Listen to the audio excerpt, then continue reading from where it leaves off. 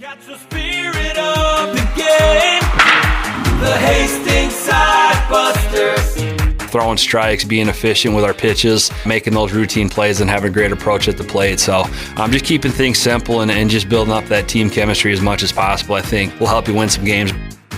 1-2. Swing and a miss as the Sodbusters strand the bases loaded to keep this a tie game. This one is bounced back up the middle and into center field for a base hit. One run scores. Here comes Printer around third. Our fans recognize that, and they know that it's a family atmosphere at our place, and that's what we like. To the left side and through for a base hit. The go-ahead run scores as Jensen delivers once again. This one, the lightest of light hits. He gets an RBI single. I think it's just a great experience, getting kids from all over the country to come in and play together. Catch the spirit of the game, the Hastings Sidebusters. The weather was the big winner yesterday as the Spearfish Sasquatch came to town battling the Hastings Sodbusters, and after the two teams got their game in on Friday, too much nasty weather forced an early postponement, so the two teams are playing a doubleheader today with the Hastings Sodbusters and the Spearfish Sasquatch battling it out for the second best overall record in the Independence League. It's been all Casper in the second half and pretty much all year. Casper now 9-0 after their victory yesterday. They have now won 18 straight. They're 27-4 on the season, making a mockery of the league at this point. They've outscored their opponents by 179 runs. So now the big question is, who is going to win the second half or finish second overall? Spearfish certainly a contender, as they'll have an opportunity to play Casper, but they need to win today to keep pace. Casper 9-0 in the second half, Spearfish 5-1. That loss coming at the hands of the Hastings Sodbusters, which improved to 5-3 in second half competition with their fifth straight victory, and it was an impressive comeback win as the Sodbusters were down 5-1 after 3, put up a 6 spot in the fourth, and made it stick behind the relief outing of Braden Cork in particular. Got some good help early on from a couple innings Cade Cartwright as he was able to pick up the victory going 2 1/3, and then Cork shut the door for the final 4 innings, allowing Hastings to pick up the win. I'm Steve Stein. We'll hear from Ryan Valenta in a little bit. Mason Hendricks is doing the engineering today as we bring you Hastings Sodbuster Baseball. When we come back, we get an update from one of the leaders on this Hastings team. It's Josh Printer. This is Sodbuster Baseball. Hi, I'm a baseball umpire. My job can get pretty stressful. I have to keep my eyes open at all times, and if I don't make the right call, people boo me. So to relax, I visit a Nebraska lottery retailer like this one and buy some scratch tickets. It always calms me down. Hey, you cut in line. I did not. All right, you're out of here. Hey, he didn't cut. All right, you're out of here. I feel better already. The Nebraska Lottery. Top prize odds vary by game.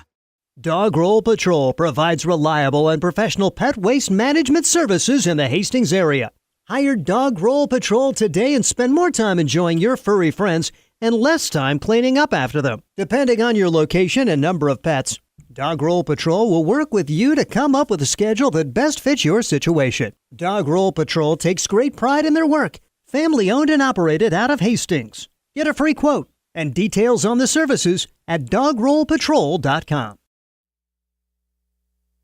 We feature Sodbuster Baseball, our Sodbuster Spotlight today with Josh Printer, one of the heart and soul guys on this Hastings team, as we visit coming off a multi-hit, come-from-behind win over Spearfish. Talk about how big a win this was for this team. It's good to come out here for the first day back and have this, 7 or 8 games in a row, set the tone early, kind of started off slow, but we had a couple pitchers come in and get some outs in some big spots, and then Cork just went out and did his thing and threw strikes and had a good pace, and it was fun to play behind. Down 5-1, a guy who you had gotten 2 up in Spearfish earlier, but he had set down 6 in a row. Did you see that 4th inning coming? Just think we needed to keep scrapping. We had a bunch of good ABs, hit a bunch of balls right at people, and just finally you see him through the second time through the order, and you kind of know what he's got and what he's trying to go to and try to get outs with. So we just made an adjustment and just started putting balls in play and tried not to strike out. So you had one of the big hits of the inning, an infield single. They committed an error that kind of got that inning rolling in real form. Talk a little about that hit.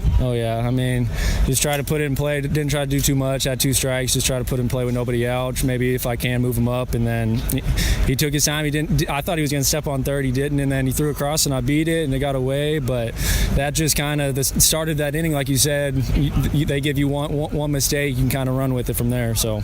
And you talked about the relief pitchers, Cartwright and Cork, playing behind them with the tempo they go to. How comfortable is that when a pitch is going to be thrown seemingly every 12 seconds? Oh, yeah. It's fun. It's really fun to play behind. You expect the ball every time. I mean, they're not lulling you to sleep, getting behind batters. They're going right at people, and it keeps you on your toes for sure. It's fun to play. When we visited last summer, you were battling arm issues like heck. It seems like, are you fully healthy? I mean, it certainly looks like your arm's a lot stronger than it was a year ago at this time. Yes, sir. I towards the end of the summer, it started creeping back to 80%, 90%, and then had a good fall. Felt good this fall. Kept an eye on it all fall, and then this spring, it was good. And never had no issue, and it's been good this summer. So hopefully we can just keep it healthy. Talk a little about your spring. I know maybe the bats weren't what they hoped to be, but did you have fun in your final year of Division I ball? Oh, absolutely. Got to play in quite a few cool places in Texas. All the big Division I's were our midweeks, and so that was all fun.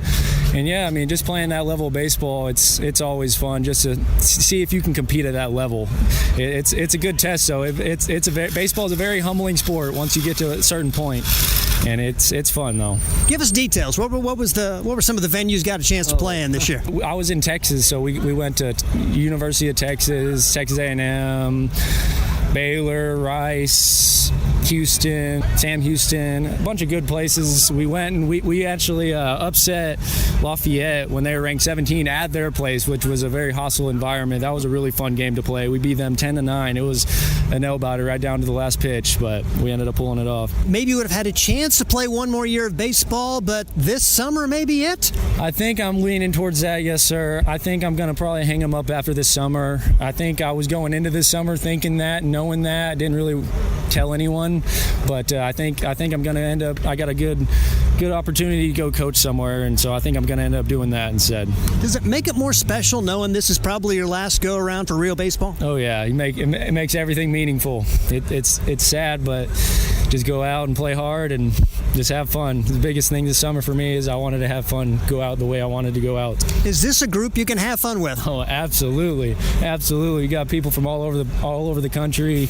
We all gel, we all hang out, we all have a lot of fun on this team. So it's been a good summer to go out on. And as far as the academics, so you had one more year. What did you finish up? Where are you in your academics? So I graduated this spring. I got my degree in interdisciplinary studies and just basically a coaching degree. I want to go coach college baseball, so I think that's the right track I'm on. So, and the opportunity this summer, Danny Weiser named the new head coach, and I know Scott talked to you, talked to Sawyer. Talk about the input you had in having Danny be the head coach. My biggest thing was I think it was so late in the year, and we were kind of all used to Danny and kind of how everything was being ran, and we were all on the same page. I think if we would have tried, it didn't matter if he's a good coach, bad coach, any coach that we would have brought in. It's just so late in the summer. It's so hard. We would almost have to reset everything and kind of restart, and I feel like that just maybe hurt us a little more than help us. How much, I don't say coaching, but leadership are you going to take, and kind of maybe coaching attitude are you going to have over the last month, particularly with the hitters, with Danny kind of maybe being more focused on the pitchers? Absolutely. I think I'm more of a lead by example guy, and I think you gotta bust it. You gotta run hard, run your hard 90s, run hard out to the field. Just set an example for all the younger guys who look up to you. So just play hard and don't let anyone else get away with not playing hard. That's the biggest thing, is just play hard and set an example. And keep the dugout engaged. Oh, yeah. Is that one of the things that you and Sawyer will be kind of concentrating on too? That's more on Sawyer, but he loves that. He's a big fiery guy, and he's really good at getting the dugout fired up and ready to go play. As we got the first win over this Sasquatch team, 3 with them, 7 in a row with Casper. How exciting and important is this stretch here for this team during this summer? I think it's a really fun opportunity because I think our season lies. We're in control of it. We could either lose a couple games and have to fight our way out, or we're going to end up doing really good and setting us up for a good spot going into playoffs. He's Josh Printer, one of the leaders, one of the heart and soul guys for the Hastings Sodbusters. I'm Steve Stein, and this is another Sodbuster Spotlight. There's nothing like relaxing on a summer day. Nothing like taking in a Hastings Sodbuster baseball game. And there's nothing like an ice-cold Pepsi to make the day perfect. Pepsi Cola of Hastings wants to make your nothing like be the best day it can be, whatever the occasion. Enjoy your favorite refreshing Pepsi product throughout the Sodbuster season and make your nothing like memories. Pepsi Cola of Hastings, a proud sponsor of Hastings Sodbuster Baseball. Hastings Sodbusters Baseball's in full swing, bringing you another fun-filled summer of high-level collegiate woodbat baseball at historic Duncan Field. A great way to spend a summer evening with your families at a Sodbusters baseball game. Go online to HastingsSodbusters.com for their home game schedule or to purchase tickets. Hastings Sodbusters Baseball. It's a hit. Got the spirit of the game. The Hastings Sodbusters. Welcome back to spacious, historic Duncan Field as we bring you the matchup between the Hastings Sodbusters and the Spearfish Sasquatch. 370 down the lines, 405 to the alleys, 408 to straightaway center. Actually, officially 367. So it's just it's real short out in right field here at Duncan Field. And going to be fun today as the Hastings Sodbusters and Spearfish Sasquatch square off games 2 and 3 of the series, weather forcing postponement. So two critically important games as we continue to kind of talk playoff possibilities in this second half, Ryan Valenta. Absolutely. The Sodbusters and Spearfish probably going to come down to, don't want to say one of those two teams specifically, Fremont right in the mix too with it, but Sodbusters, Spearfish, and Fremont going to be probably one of the three teams facing up Casper. As much as we hate to make conclusions and just make assumptions about the whole rest of the season, it almost looks like Casper is going to all but assuredly lock up the second half title. So like we mentioned, it is the overall second half record. The Sodbusters, a 1 game against Spearfish right now, a game a half against ahead of Fremont. But then, like we said, these 2 games tonight, and then the next 7 games against Casper will probably decide the Sodbusters season, at least give them a good idea of what they're going to have to do for the final few weeks of baseball. And just like we heard from Josh Printer, they control their destiny. All they can do is go out and win and don't worry about the other competition. And for a team that got this 9-5 win and shut down for the most part one of the hottest bats in the Independence League right now, it had to provided a huge boost of momentum to keep this going today. And for 2 games tonight, Sodbusters will look to keep that momentum going and extend their lead against the Spearfish in the standings, because they are running out of games to do so, and the Spearfish, they won't see them again this season, so it'll be the last 2 games against Spearfish today. See Fremont a few more times, and then be the story of the Spuds next week, I think it'll be. But focus on the game in front of us today, get a couple of nice wins, or at least get one of them for sure, and the Sodbusters should be set up very nicely for the next 7 games against Casper. And really, you can kind of throw in Fremont, too, in terms of this tough schedule. Spearfish for 2 today, Casper for 7 in a row, and then 3 with Fremont. And if scores are any indication, they'll have 2 with the Bison. They are winless, just kind of started their second half, kind of similar to the Plainsmen.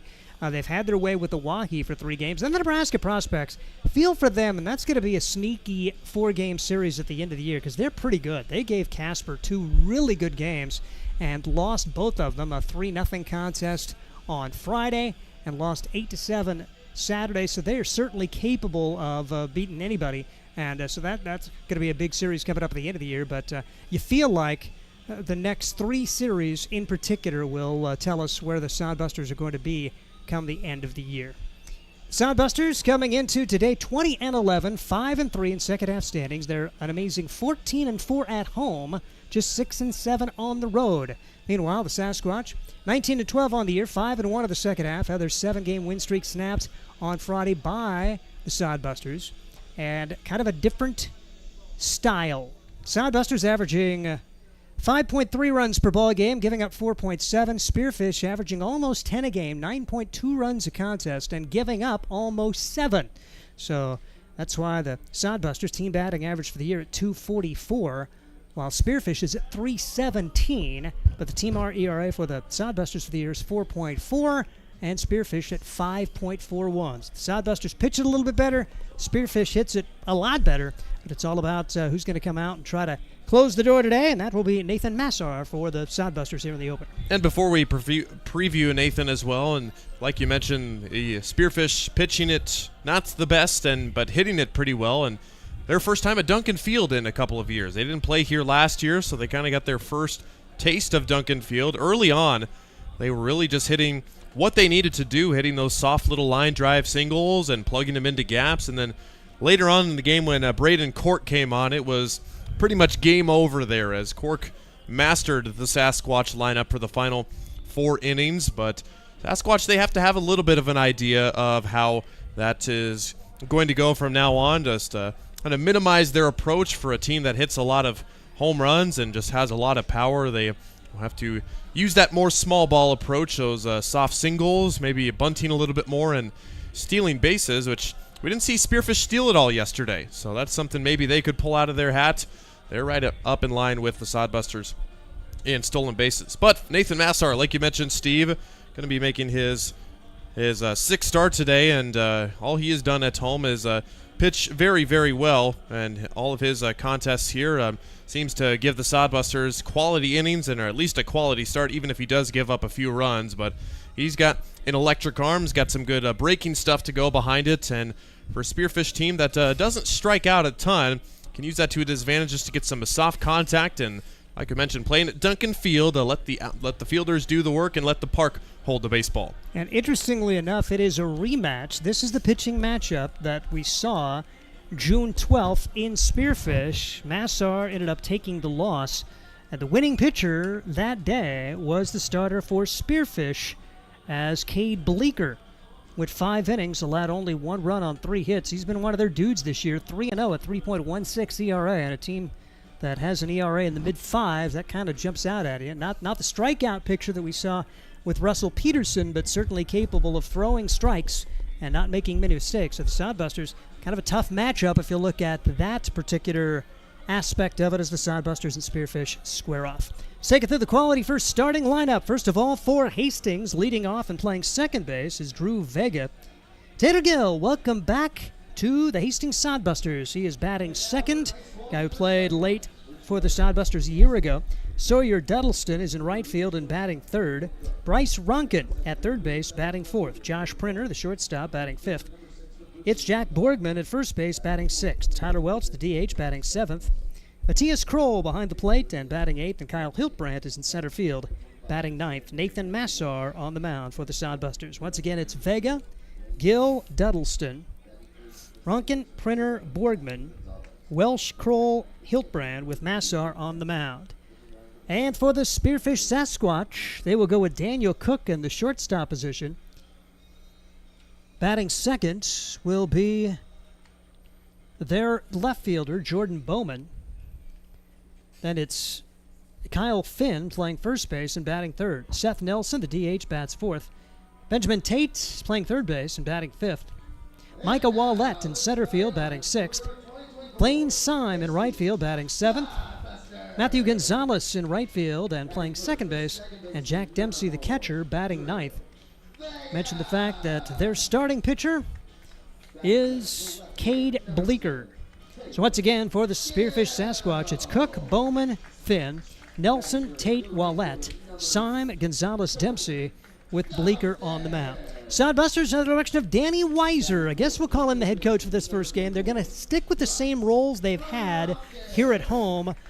Danny really is comfortable with Scott coaching third at this point, so Danny's going to worry about the pitchers, and it will be Scott Galusha coaching in that third base box with Corey Caranda coaching first. Now, when they go on the road, could be a little different situation, but good luck to Danny Weiser as he is the new head coach for the Hastings Sodbusters. And Spearfish, under the direction of Justice Scott, out of Saracoso Community College, small town in California. He wanted to just come and enjoy the summer. Good opportunity for him. He used to coach the summer teams a lot when he was younger. His kids have aged out of baseball now, and thought it would be a pretty cool deal to spend the summer in Spearfish, South Dakota, and that some of his players had been here in years past, liked the experience, and so we're happy to have him in the league, Justice Scott, as the Sodbusters and the Spearfish Sasquatch getting set to go. The assistant coaches, Ryan Cantrell, Hunter Bagshaw, and Sam Furmanhack. So four-man crew for the Spearfish Sasquatch. As far as the umpires, Brandon Moore and Chris Sintek. It'll be Sintek behind the plate for game one of this doubleheader. And take it down to the field. Honorary first pitch. Let's see what we can get done. If he strikes out, it's half-price beers for the rest of that inning. Now, coming up for the first pitch, all the way from Hampton, a Hampton Hawk, Uriah Brooks, and Yamano is doing the catching here for the Sodbusters. Let's see it, Uriah. He's got Fremont Moo colors, though. We're going to have to change that. Hey, good purple pitch. And orange. Yeah. That's Hampton Hawk colors. So that's his home school. We got to give him credit for that. So. And let's take it back down to the field as we bring you our national anthem and advance up between the Hastings Sodbusters and the Spearfish Sasquatch.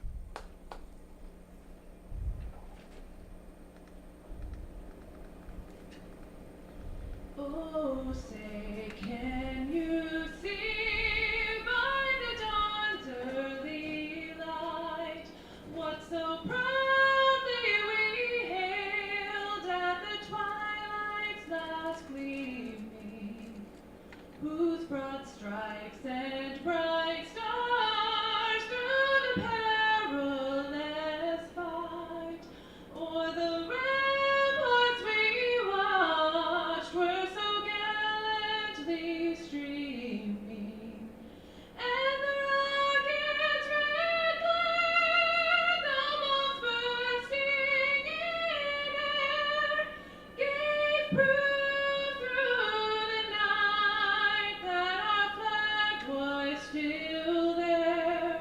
Oh, say does that star-spangled banner yet wave o'er the land of the free and the home of the brave? Wow. Another neat rendition of our national anthem in advance of today's game between the Hastings Sodbusters and the Spearfish Sasquatch, as Hastings taking the field behind Nathan Massar, the right-hander. He is out of Saginaw Valley State, redshirted this past year. That's a squad that made an NCAA Division II Super Regional in the spring. He's an education major, wants to teach PE and coach eventually. Coming into this game with a record of 1-2, a 3.22 ERA, making his sixth appearance in 22 1/3. He's allowed 10 runs, 8 of them earned, 9 hits, 32 strikeouts in 22 1/3 innings, and 13 base on balls for Nathan Massar, as he again took the loss against Spearfish. It was a 15-5 setback on June 12th. Defensively, it's going to be Matthias Kroll doing the catching, Jack Borgman at first, Drew Vega at second, third baseman is Bryce Ronkin, and the shortstop is Josh Printer. The outfield left to right, Taylor Gill, Kyle Hiltbrandt, and Sawyer Duddleston. We welcome Taylor Gill to the team today after we saw the season debut for Bryce Ronkin yesterday, and all he did was tear it up, 2 for 4, double, 2 runs batted in. So hope for something similar for Taylor Gill, who was a key cog for the Sodbusters down the stretch, maybe their best players. He ended up hitting .290. Home run, triple, 5 doubles, 16 runs batted in, 14 runs scored, and 6 for 6 in stolen bases. And he only played, I think, less than a month for the Sodbusters a year ago. And Nathan Massar on the mound. Look for a little bit. I say look for a little bit better of a start, even though his last outing against Fremont back out on the 24th was not a bad outing at all. Ended up taking a loss, pitching in one game of a doubleheader. So he went a complete 6 innings, allowed 5 hits, 3 runs, no walks, and 13 strikeouts. And he took the loss as the Sodbusters were not able to give him any run support whatsoever. They lost that game 3-0. If Nathan can pitch like that today and replicate that, Sodbusters should get this win in the win column. Daniel Cook steps out of the right-handed box for the Spearfish Sasquatch, wearing the black jerseys today, the light blue numbers. Actually, light blue uniform on the front and they have silver numbers. The pitch right across for strike one. No balls and a strike on Daniel Cook. Cook coming in, 381, 3 doubles, 8 runs batted in, 14 runs scored. Had a 3-for-5 day in Spearfish, the second game of that 2-game series, won by the Sodbusters. And takes the pitch for a strike. Did not play yesterday for Spearfish. Nobody played yesterday, but he didn't play Friday for Spearfish in that series opener. So we waited the rain out, then elected to go with a doubleheader today. Massar, the 0-2 pitch. Good start. 3 pitches, 3 strikes, 1 out here in the first. Exactly how you start it. Went with up and high breaking balls and then went off the table for strike 3, and that's exactly what you do. Give him a chance to chase it off the plate. Exactly what you do there. And speaking of doubleheaders today, it's all you can eat here day at Duncan Field, so plenty of time to come out and you pay for your price of admission and then go crazy at the concession stands. Eat all you want. Pitch taken upstairs for ball 1 to Jordan Bowman. He's hitting .328 on the year, a couple of home runs, 3 doubles. 13 runs batted in, 18 runs scored, 1-for-5 against Hastings for the season. Played in the win against the Sodbusters up in Spearfish. Off-speed pitch is swung on half-heartedly and missed. Massar looks a little bit sneaky today. Neither of the first 2 hitters have had good approaches at all as Massar is set to go. He can do a little catching for this team, kind of a two-way player. And this one is lined back up the middle. Vega's got it. Sets, throws in time, and it came off the bat. I'm thinking single, but Vega, too many wheels, and it's a 4-3 putout and 2 outs in the inning. An excellent job by Vega, not only to get over to the ball, but to know that Bowman wasn't busting it down the line super well, so he had time to set his feet and make an accurate enough throw rather than rushing it and risk a poor throw. Excellent play by Drew. Kyle Finn made his debut against the Sodbusters yesterday, and Sodbusters would have just as soon see him have the day off as he went 3-for-4, a double, 2 runs batted in, and a run scored for the year. Kyle's been pretty good. He raised his season average by 19 points in that win. As takes ball 1, 1 ball, and no strikes. Kyle Finn, for now anyway, at Barstow Community College, could be exploring other options. 1-0 delivery. Just misses. It's 2-0 on Kyle Finn. From Coronado, California, leads the team in doubles and runs batted in. And tore it up Friday here, but the Sodbusters beat them anyway. Right down the middle for strike 1. Hastings rallying from a 5-1 deficit with 6 runs in the 4th. Turned it over to the bullpen, and 6 shutout innings for Hastings. Got a couple of insurance runs in the 8th to win at 9-5. Bouncing ball foul. Perfectly played by the coach, and I think that's the head man. He said he always jumped out of the way of those, but Justice Scott never hesitated. Throws it right back to Massar. Well, when it's right at you, the least you can do is just use 2 hands and scoop it in right there and make a good throw back to the pitcher. And it wasn't a scorcher. 2 balls and 2 strikes, the count on Finn. Massar, deliberate delivery, and brings it outside for ball 3. 3-2 on Finn. 2 outs, top of the first 7-inning game, so important to get off to a strong start as the at-bats come to a close in a hurry. First of 2 games on getaway day for Spearfish. Hastings will stick around and play 4 against Casper beginning tomorrow. Swing and a miss, so Massar about as good as it gets. 3 up, 3 down. We head to the bottom half of inning number 1. Spearfish nothing, Hastings coming up. This is Sodbuster Baseball. Let's face it, we move our bodies around a lot. And sometimes things happen. A tweak, twist, pull, strain, ache, or pain. At Fisk Chiropractic and Sports Care, their goal is to restore your mobility, keep you moving, and ensure your rehabilitation is effective, efficient, and stress-free. Do you suffer from headaches and neck pain, lower back or sciatica? Call Fisk Chiropractic and Sports Care today. Start to discover wellness through chiropractic care. Fisk Chiropractic Sports Clinic.com. Start feeling better now.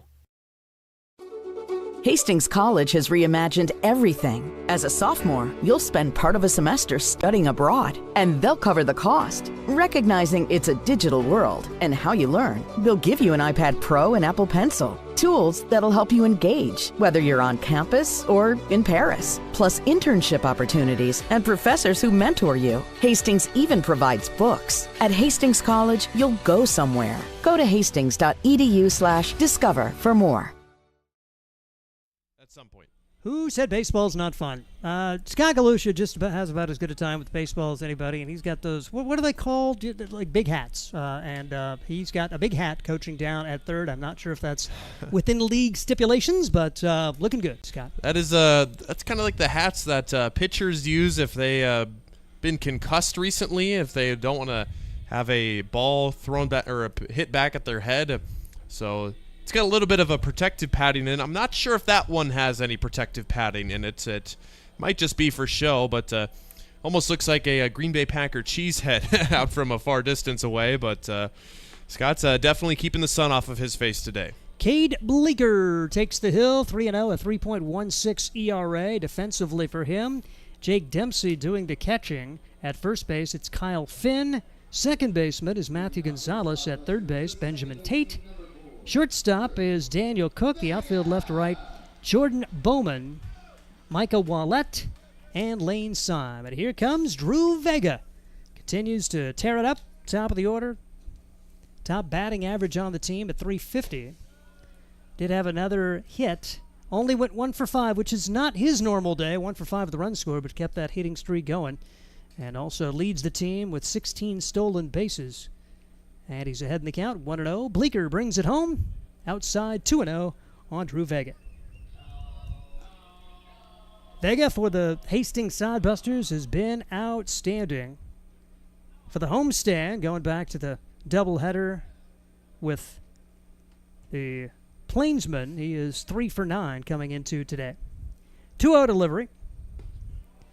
And that misses for ball 3. So good patience shown by Drew Vega. Hastings played the Plainsman for a pair. And they had that exhibition game against the Legion All-Stars. And Spearfish for 3 now.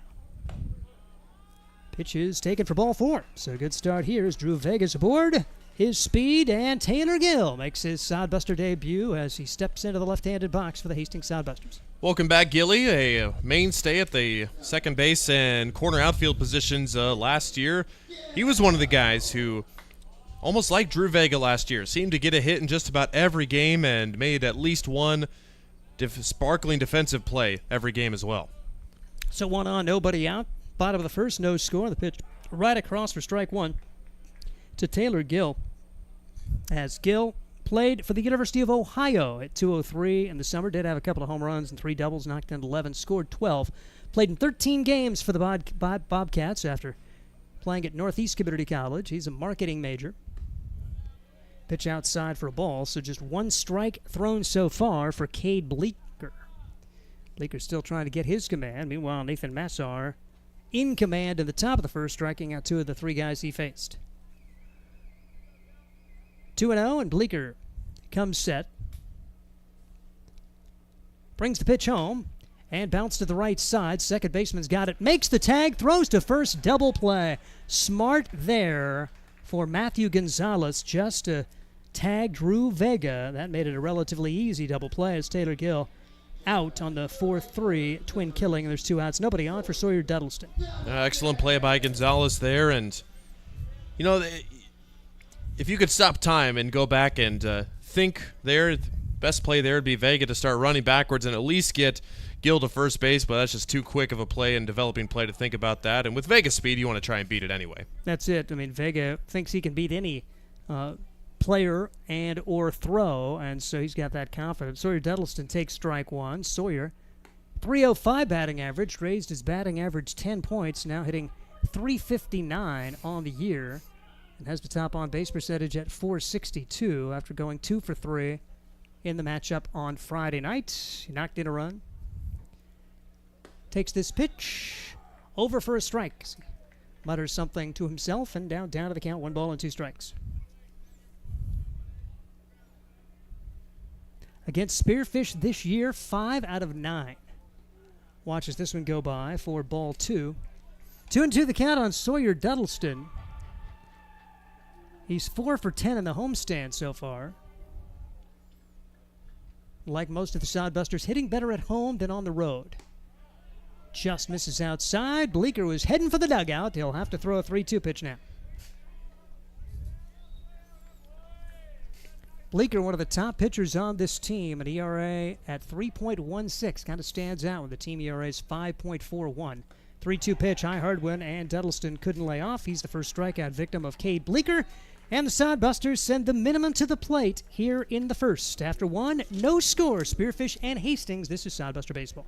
Core CPAs is your locally owned, full-service accounting firm. Our team of professionals have years of accounting experience and focus on building in-depth relationships with our clients.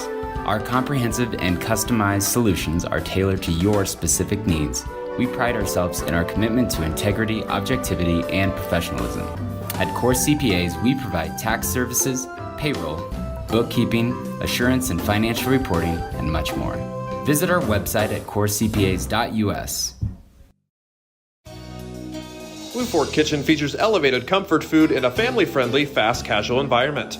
With a full menu, you can sit down for a nice meal or order online for pickup. From salads and wraps to burgers and steaks, Blue Fork Kitchen has your kind of food.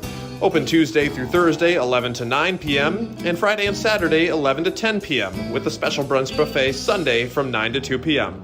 Blue Fork Kitchen is located in the Cimarron Plaza, 38th and Osborne Drive in Hastings. Like them on Facebook. Take it to the second inning, no score, Spearfish and the Sodbusters, and our hearts going out to Spearfish. They got a little bug going through their team and had to change the lineup quite a bit for Spearfish head coach Justice Scott. 4 or 5 guys not feeling well at all, and you hope they can get that out of their system before they make the road trip home after this is all said and done. As Seth Nelson will step to the plate for Spearfish. Right-handed hitter, batting .371. Actually saw his batting average drop by 19 points the other day. Takes a first pitch for a ball, 1 ball, and no strikes on Seth Nelson. He's got a home run, tied for first with 2 triples, 4 doubles, 18 runs batted in, and 21 runs scored. And 2 for 7 against the Sodbusters so far this year.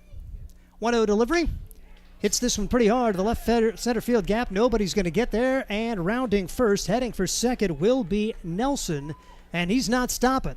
He's going to try for 3, and there will be no throw. That goes all the way to the wall.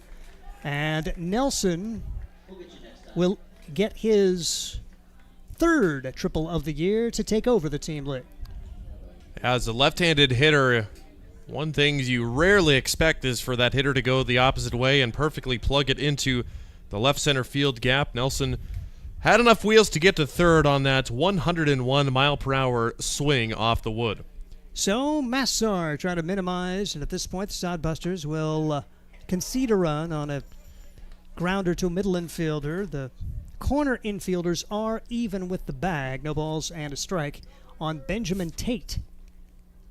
Tate batting .254 on the year, a triple, 8 doubles, 11 runs batted in, and 17 runs scored.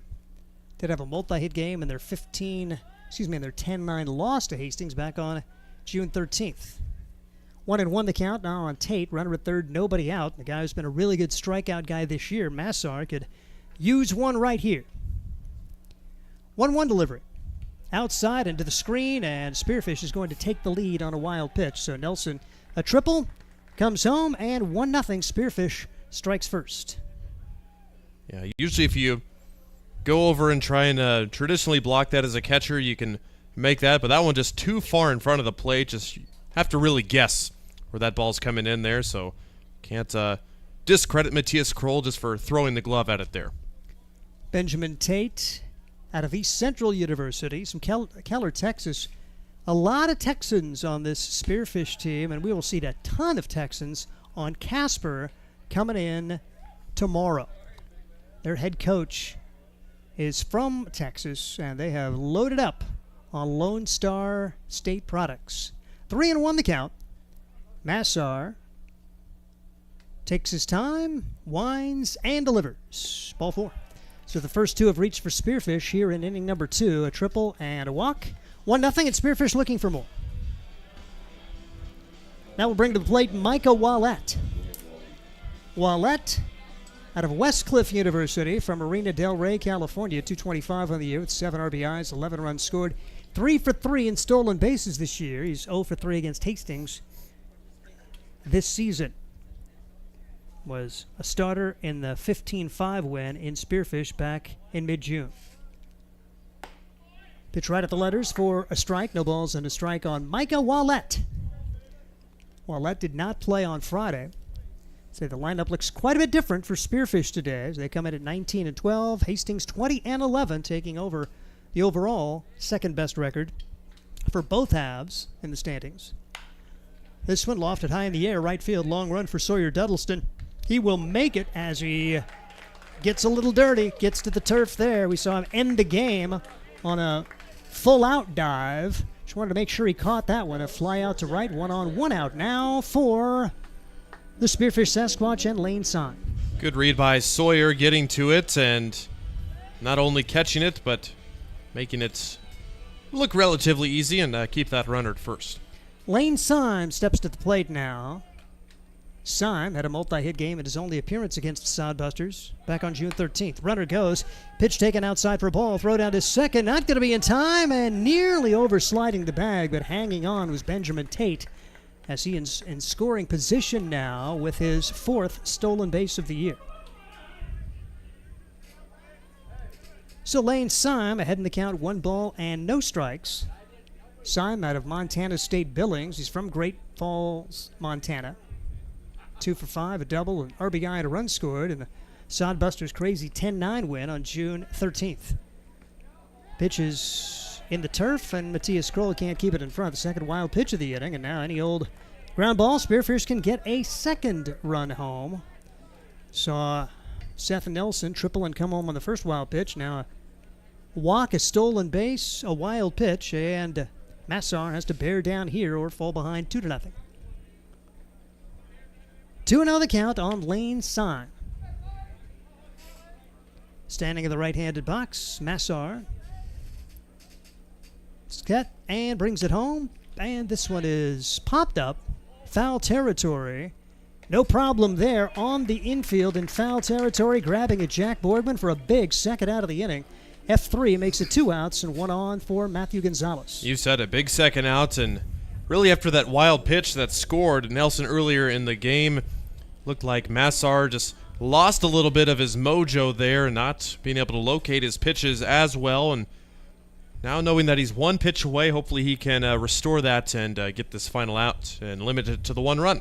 Here's Matthew Gonzalez. Did not play in the series opener and takes strike 1 here. He stands out for his low batting average, a team which hits .317. Gonzalez at 162, a couple of RBIs, 3 runs scored. He was one of the guys I don't think was in the original lineup, but some illness passing through the Sasquatch lineup. 0-1 delivery is in the turf. Kroll keeps it in front. It rolls up the third base line, but no chance for advancement.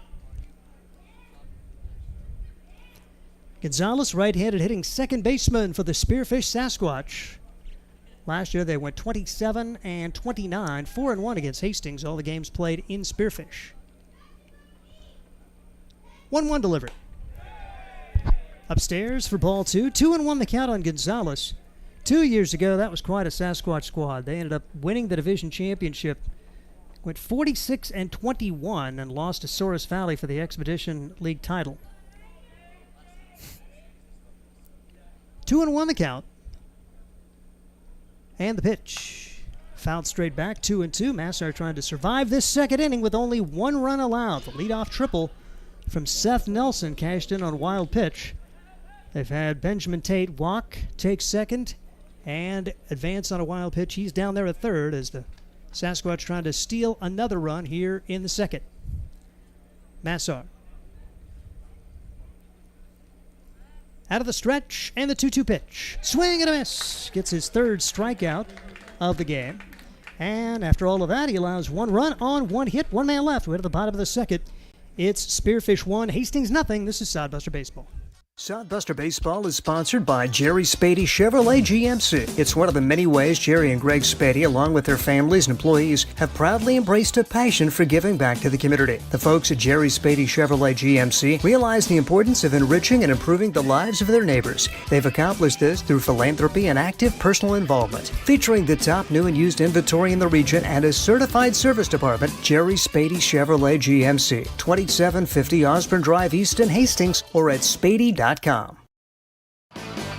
Make your next pit stop at the Coach's Corner. A friendly staff and a deep lineup of snacks. You can find Coach's Corner in North Hastings on Osborne Drive East. More than just a gas station, Coach's Corner is the place to get delicious pizza made fresh for you and your family. Don't take our word for it. It's so good it'll be featured at selected Sodbuster home games this season. For a convenient and clean experience, be sure to check out the new convenience store in North Hastings, Coach's Corner. And at the bottom of the second, Sodbusters are down 1-0. 4, 5, and 6 coming up. Ronkin, Printer, and Borgman try to find the measure of Cade Bleeker. Bleeker getting through that first inning with no damage done, did walk a man. And then the Sodbusters, the victim of a 4-3 double play. And Bryce Ronkin made a nice Hastings debut. South Dakota State guys from Sioux Falls. Good spring for him, 313 with 5 home runs, 7 doubles, 21 runs batted in, and 22 runs scored in 40 games. And how about 2 for 4 yesterday? A double, 2 runs batted in, a run scored, and a stolen base. Left-hander stands in against the right-hander. And missing for ball 1, 1 ball and no strikes on Bryce Ronkin. Ronkin, talk about a baseball family. It's the 1-0 delivery on the way, and it's fouled back. Of course, he's from Sioux Falls. Augustana University is in Sioux Falls, and Augustana's baseball field is named after his grandfather. Wow. Can't take that away from him. He's going to have Sioux Falls history forever. Pitch in there for a strike, 1 ball and 2 strikes on Bryce Ronkin. Augustana was really good in NCAA Division II ball this year. 1-2 pitch on the way. And fouled away. It remains 1-2 on Ronkin. So Sodbusters losing 2 really quality South Dakota Staters, but they get 1 in return with Bryce Ronkin joining the team. So Hastings said goodbye to Jude Sundquist and Jack Kruger, who had only committed to play the first month of the year. And Sodbusters are happy to have Ronkin, but sad to see those 2 guys exit. They were both integral parts of that Hastings pitching staff as Ronkin fouls the pitch back. It's still 1-2 on Bryce Ronkin. It's almost looking like the Spearfish defense is playing Ronkin to pull like he's a right-handed hitter. Shortstop, third baseman, very close to each other, and a huge gap in right center field. 1-2 pitch. Bottom dropped out, but it just misses. Yeah, definitely playing him the other way with the center fielder from his perspective on the right side where you would normally see a center fielder play for a right-handed hitter. 2-2 pitch. He pulls it, and that's a base hit. So scouting report still a little unsure on Bryce Ronkin, and he is aboard and is now 3 for 5 early in his Sodbuster days. Went with the upstairs breaking ball. Ronkin waited on it and spanked it into right field and rewards himself with that first base hit of the game for the Busters. Here's Josh Printer, raised his batting average 11 points to 261. Has a team best 4 doubles, got a home run, a triple, 12 runs batted in, and 15 runs scored. His lone home run coming against the Spearfish Sasquatch in a 15-5 loss back on June 12th. Takes this pitch just outside for ball 1. 1-0 on Josh Printer. He's been hot here recently. 4 for 9 on the homestand, including that multi-hit game on Friday. And he's been pretty good against Spearfish overall, 5 out of 13. Probably hanging it up after the summer and going to concentrate on coaching. Pitch taken back, foul, 1 ball and 1 strike. What a neat spring for him. Had a chance to play his final year of Division I ball for Houston Christian, and yeah, they went 18-31, but got to play at Texas A&M, at Houston. Beat Louisiana Lafayette, team that was nationally ranked at the time. What a fun memory tour in the final spring for his baseball career. And fouls pitch away. 1-2 now on Josh Printer. Just one of the leaders on the guys, or the team as well. Him and Sawyer really have that loud voice and that controlling voice in the dugouts, and have to believe the veteran leadership for the Sodbusters can be contributed to a lot of their success this season. 1-2 the count. Runner at first, nobody out. Sodbusters trail at 1-0. Hard hit ball, but right at the second baseman. Could be 2. Over to the shortstop. 1 and twin killing for the second straight inning. This time it's Gonzalez to Cook. Over to Finn and 4-6-3. And that quickly, nobody on, 2 outs. Loud sound off the bat. Can't hit it much harder than that. And Almost took out the field umpire too, but excellent play by Gonzalez after he got it quickly out of there in a quick exchange for the twin killer. Jack Borgman takes strike one. No balls and a strike on Jack. Northeast Community College product, playing at his hometown of Norfolk. 182 for the year, 9 runs batted in, 11 runs scored. 0 for 8 against Spearfish for the season as he suffered through that road trip early in the year where he did not have a hit. Trying to get it headed back in the right direction. Jack Borgman in the lineup today at first baseman. A really good glove and range at first. 1-1 delivery. Misses outside, 2-1 on Borgman. 2 outs, nobody on. Sodbusters trail at 1-0. Spearfish getting their run after a triple and a wild pitch in the top half of this frame. 2-1 delivery. Drops in there for strike 2. And 2-2 the count on Jack Borgman for the Hastings Sodbusters. Did not play in the series opener. Spinning off speed pitch. Borgman waited on it and fouls it back. Still 1-2 on Borgman. Tyler Welch hoping to get in at bat. He's the DH for the Sodbusters today. 7-inning contest. Play a doubleheader after yesterday's game was rained out. If you're in the Hastings area, come on out. It's all you can eat. 1 ticket price for both games and eat all you want. 2-2 pitch hit high in the air center field. Not even moving a muscle is Micah Wallett. He's got it, and the Sodbusters again send the minimum to the plate here in the second inning. No runs, 1 hit, no one left. We head to the third. We'll hear from Ryan when we come back. 1-0 Spearfish. This is Sodbuster Baseball. There's nothing like relaxing on a summer day. Nothing like taking in a Hastings Sodbuster baseball game. And there's nothing like an ice-cold Pepsi to make the day perfect. Pepsi Cola of Hastings wants to make your nothing like be the best day it can be, whatever the occasion. Enjoy your favorite refreshing Pepsi product throughout the Sodbuster season and make your nothing like memories. Pepsi Cola of Hastings, a proud sponsor of Hastings Sodbuster Baseball. Hi, I'm a baseball umpire. My job can get pretty stressful. I have to keep my eyes open at all times, and if I don't make the right call, people boo me. So to relax, I visit a Nebraska lottery retailer like this one and buy some scratch tickets. It always calms me down. Hey, you cut in line. I did not. All right, you're out of here. Hey, he didn't cut. All right, you're out of here. I feel better already. The Nebraska Lottery. Top prize odds vary by game. Hits even at 1 apiece, but a big blow from Spearfish. The leadoff triple from Seth Nelson. He comes in to score, and the Sasquatch lead Hastings 1-0 as we head to the third. Here's Ryan Valenta.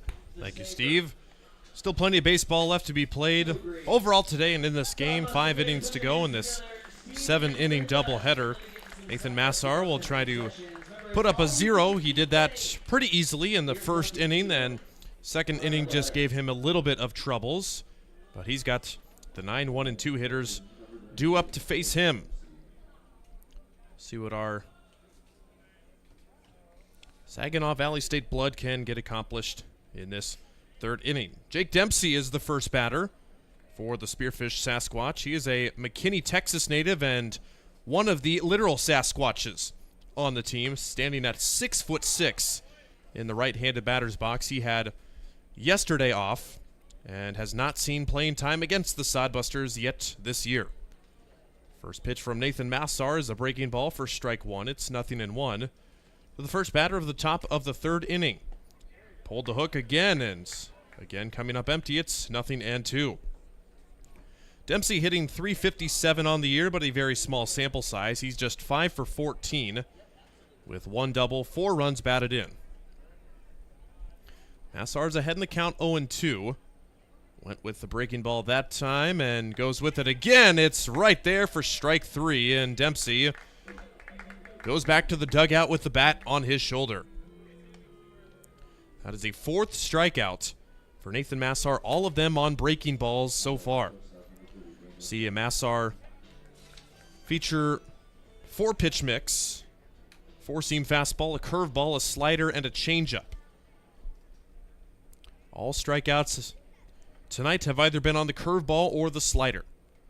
Now back to the top of the order, Daniel Cook bats. He'll take a breaking ball low and away for ball 1.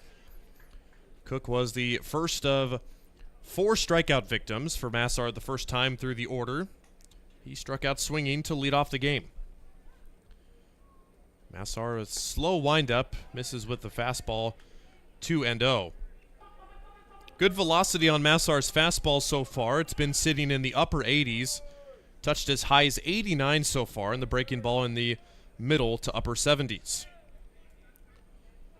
And that is all according to our flight scope that provides all of the numbers here, just like it would in the major leagues. Can figure out how hard balls are hit off the bats, the launch angle, exit velocity, spin rate on pitches, just about everything you would want to know.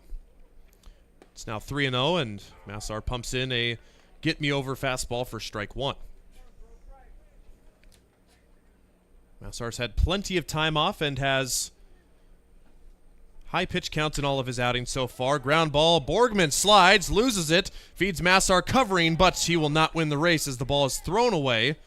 But no further advance.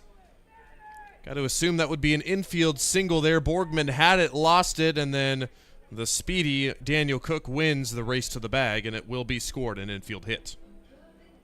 Unfortunate for the Sodbusters there. You thought Borgman, he's made almost every play over at first this year, but just couldn't quite get that one cleanly, and then airmailed it. Fortunately, no chance for advancement. Yeah, it was getting close to sneaking into the Spearfish dugout, but fortunately hit the protective netting. So a one-out base runner for Spearfish. It brings up Jordan Bowman. He grounded out to second base his first time up. Takes a fastball at the top of the zone for strike one. Bowman, another one of the big fellas, 6'6", Las Vegas, Nevada native. And one of the guys that's Justice Scott, head coach for Spearfish, took over from Cerro Coso Community College. Bowman down in the count, 0-1, and fouls it back over the right field side. It's 0-2. Bowman did not play in yesterday's game against the Sodbusters. On the season, a .328 average. This Spearfish team, told you about their .317 average coming into the game. 11 of their guys that have seen regular playing time are batting over .300. Absolutely bonkers number to think about. Usually you have like a few guys. Nope. Spearfish has 11 of them. Sodbusters, for guys who have batted most through the season, they've got 2. That is Vega and Duddleston. There's a strike, and that is right down the middle. That should have been strike 3, and I think it is strike 3. And home plate umpire Chris Sintek didn't realize it, just gave it the regular old strike call, but that's strike 3. Bowman is down looking. Good job for Massar there already. 5, make it 6 Ks, and we're not through 3 yet. So that one on the fastball, the first strikeouts that we have not seen Massar record on a breaking ball. Kyle Finn's first pitch swinging and fouls it off to the right side, 0-1. Saw Massar have a little bit of trouble in the second inning rather, with the leadoff triple. Didn't really feel comfortable and kind of had a little bit of loss of control. Although it wasn't horrible, but so far so good. Runner on the move, and Kroll behind the plate can't handle the pitch. It's a stolen base for Daniel Cook, who's into scoring position with 2 outs.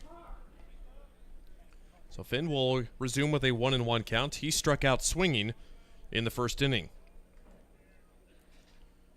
Finn, one of the guys who was in the starting lineup yesterday, as we told you, a little bit of an illness bug running around the Spearfish team, so we're seeing a lot of different starters in the lineup today. Massar takes multiple looks over at Cook and drops in a breaking ball for strike 2, and that buckled Finn, who had no intention of swinging. Finn yesterday had a gargantuan day for the Sasquatch. 3 hits, 2 RBIs. It's the only time where he didn't reach base, he struck out. Good breaking ball, but better take by Finn there. The count runs even at 2 apiece.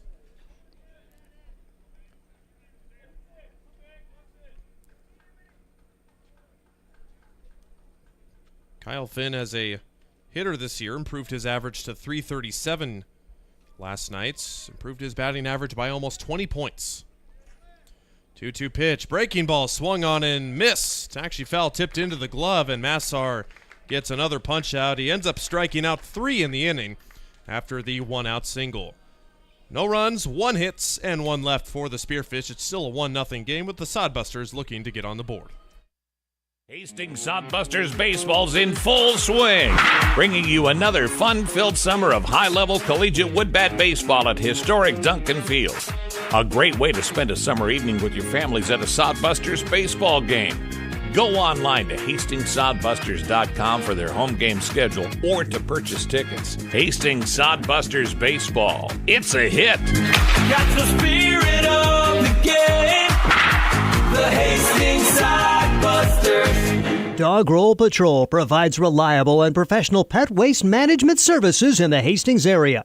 Hire Dog Roll Patrol today and spend more time enjoying your furry friends and less time cleaning up after them. Depending on your location and number of pets, Dog Roll Patrol will work with you to come up with a schedule that best fits your situation. Dog Roll Patrol takes great pride in their work. Family owned and operated out of Hastings. Get a free quote and details on the services at dogrollpatrol.com. Still a 1-0 game after 2.5 innings of play. The Sodbusters bringing up their bottom of the lineup, 7, 8, and 9. Due up against the Spearfish pitcher, Cade Bleeker. He has faced the minimum through 2 innings, even though the Sodbusters have had 2 base runners in the form of a walk and a single. Those were both erased with double plays. It's Tyler Welsh, the first batter, and taking way high for ball 1. Tyler's had a very good 2024 Sodbuster campaign, 267 average, and he has been Mr. Clutch and Mr. On Base in late situations. Saw him really perform at the third base and designated hitter spot last year, but he's moved into kind of an every other kind of day. Takes strike 2 downstairs. It's 1 ball and 2 strikes to Tyler Welsh. His average, 267. 12 hits, 3 of them doubles, 10 runs knocked in.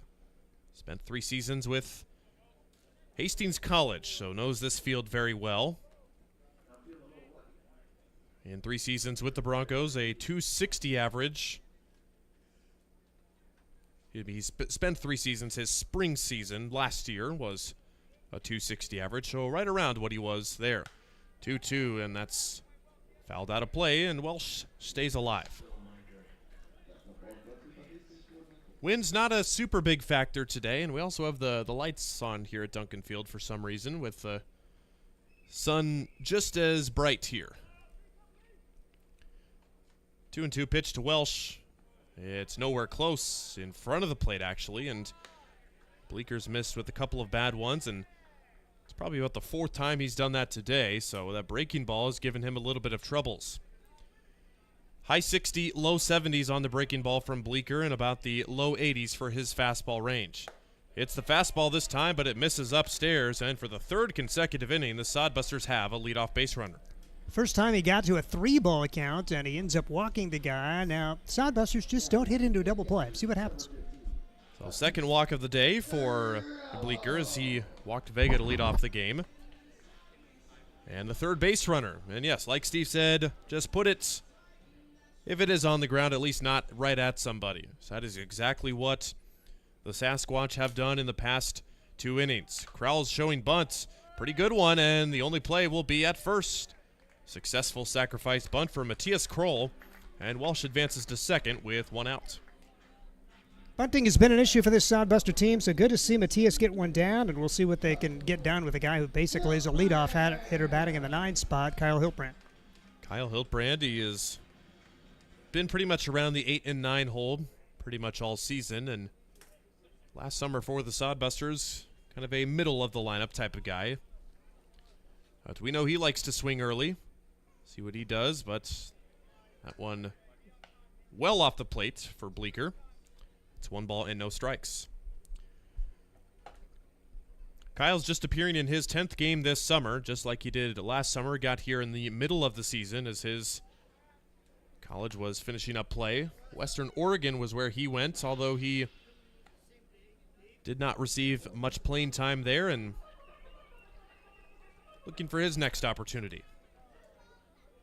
It's 1 ball and 1 strike count to Kyle. 250 on the year, 5 for 20, all of them singles. Has 1 RBI on the season. Hit number 6 could mean RBI number 2. Downstairs blocked by the catcher, Jake Dempsey. It's now 2 balls and 1 strike. Sodbusters recording their first hit in the second inning on Bryce Ronkin's hit to right field. Otherwise, 2 base runners since have been on walks. Got a runner in scoring position to way outside. Now a hitter's count for Kyle Hiltbrand, and the top of the order due up next. Scott Galusha back in his regular ball cap down the third base coaching line. I wonder if he lost a bet or something. That's probably what I would guess. But the yellow cap sitting on top of the dugout now. 3-1. Hiltbrand chops it softly to the third baseman, takes a look at first, and it's off the bag. A bad throw by the third baseman, Benjamin Tate. He took a look at second base at Tyler Welsh to make sure he was staying there. Perhaps that altered his throw, as the 6'7" Kyle Finn could not keep his foot on the base. And you could see when he threw it, he was kind of aiming it and guessing it there. And now the Sodbusters have a big chance with 2 on, only 1 out in the top of the order coming up. Well, the first error for the Sasquatch is an E5, and it has first and second 1 out. Here is Drew Vega, who worked a 4-pitch walk to start off the game in the first inning. First pitch to him, way outside, and Bleeker missing badly with a lot of pitches here in this third inning. Big chance for the Sodbusters. We know the Spearfish team likes to score, and they like to score a lot. Averaging just under 10 runs a game. You've got to figure they've got more up their sleeve. Pickoff attempts. Nobody's home. Just to make sure the Sodbusters aren't. We have a bunt attempt on there. With Vega's bat and a long hit streak for him, swing away.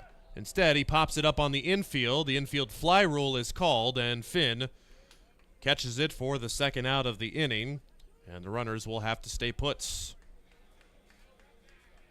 Vega pops out, 3 unassisted.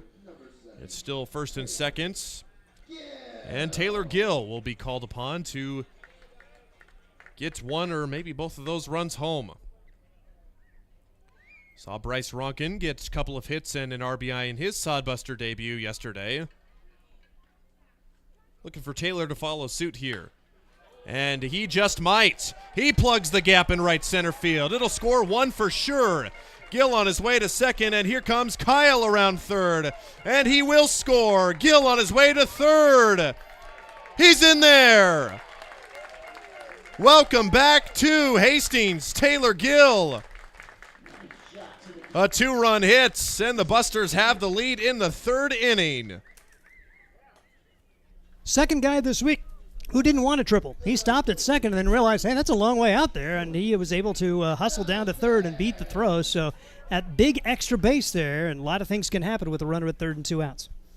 Well, the Sodbuster newcomers in back-to-back days have playing big parts in the early goings. Next pitch, it is to the shortstop and caught by Daniel Cook. Sawyer Duddleston just needed a little bit more mustard on it to get another run home. What a nice play by the Sasquatch shortstop to retire the side. Taylor Gill with a 2 RBI triple gives the Busters the lead in the bottom of the third. 2-1, fourth inning coming up.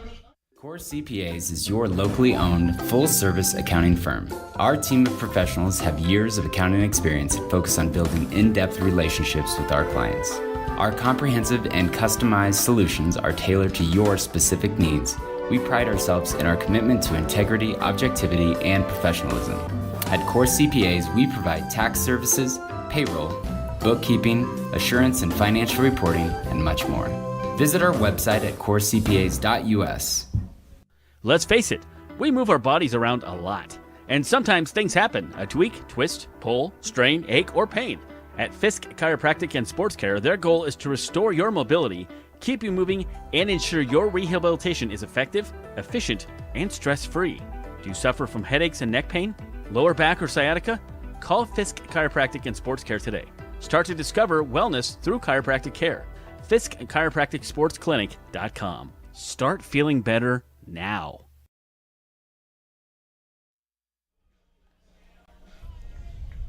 Back at Duncan Field, we've got 3 innings in the books here. Taylor Gill, welcome back to Duncan Field, a 2 RBI double to give him and the Sodbusters a 1-run lead here in the top of the 4th inning. And Nathan Massar not warming up on the mound. Scott Galusha and Matthias Kroll are out with the home plate umpire who's gone to his book. And that's never a good sign. Huh. It does look like we're having a new pitcher coming in for Nathan Massar. Indeed, that is Michael Hanna out there. So Nathan Massar, for whatever reason, his day is done after 3 innings. He pitched very, very well, only allowing 1 run and 1 hit. We'll have to check that out, and possibly something going on with the right hand of Nathan Massar. And boy, we just hope that's not the case or just something else happening there. But they're going to turn it over to the aforementioned Michael Hanna, Highland Community College, a Belchast native, going to be coming on in relief to pitch the 4th inning on, and that definitely throws a wrench in the plans of the Hastings Sodbusters, as you figure that Massar can definitely go 5, maybe 7 or 8 innings if all goes well, but with an injury and an unexpected pitching appearance, Hanna will get as much time as he needs to warm up. But we'll have to check on Nathan Massar, who exits the game after just 3 innings of work. So for Hanna, it's going to be his 5th appearance as a Sodbuster this summer. Has made 1 start. It'll be his 4th in relief. In 8 innings pitched, a 0-1 record. Has allowed 7 hits, 6 runs, only 5 earned, 13 walks, and 8 strikeouts. So it's been the walks that has been the problem for Hanna. His past 2 outings against Fremont, which was on the 21st and the 26th of June, he walked a combined 10 batters. And for a Spearfish team that takes advantage of free bases and has good lumber at the plate, just want to try and throw it over the plate here, but well, we'll see how Michael Hanna can respond here as he comes on unexpectedly here in the 4th inning for the Hastings Sodbusters.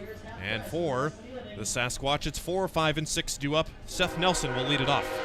I texted Andy. We'll see if we get a response from the Hastings dugout, see if we can figure out what's up with Massar. So Seth Nelson is the first batter, the left-handed hitter. He was the guy who plugged the opposite field gap with a triple in the 2nd inning and came around to score the only Spearfish run so far.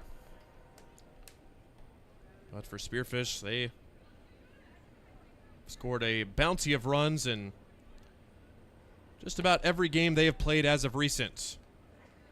That pitch just misses, and not by much.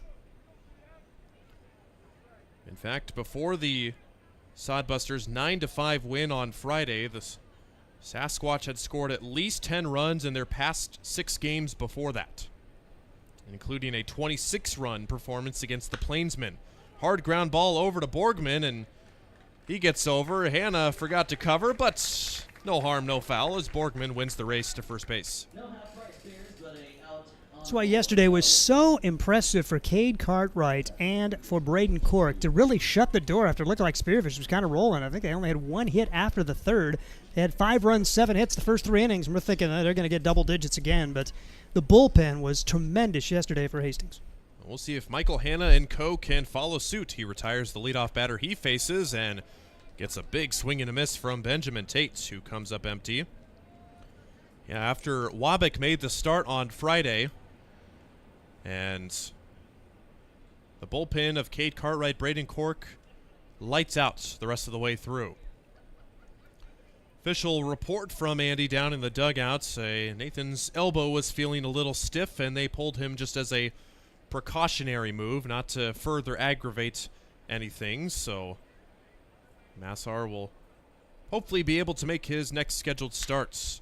Chopper to Printer, who backs up a couple steps, scoops it up, throws over in time. Josh Printer makes the play for the 2nd out of the inning as Tate is retired. Skagalution crew, they know that these players are on loan. I mean, they've got bigger fish to fry than winning an Independence Baseball League title. They want to go back to their college at 100%, so you really appreciate that and not taking any chances with Nathan Massar. And makes college coaches happier and more willing to give you some players in the future, perhaps. 1-2 have gone the Sasquatch so far in the fourth inning. Here is Micah Wallett. Hannah misses badly on the pitch there. Just like Nathan Massar, keeping the velocity up. 86 to 87 on the radar gun so far for Michael Hanna. He made 7 appearances for Highland Community College in the spring, 6 1/3 innings pitched. Had a relatively high ERA where he was thrust into some games, and according to the stat sheet, appears that he was just pitching when didn't seem like anybody else was there, so his numbers a bit high for his spring season. It's a 2-0 pitch to Wallett, who flew out to right in his first appearance, as Hanna paints the outside corner with the fastball for strike one.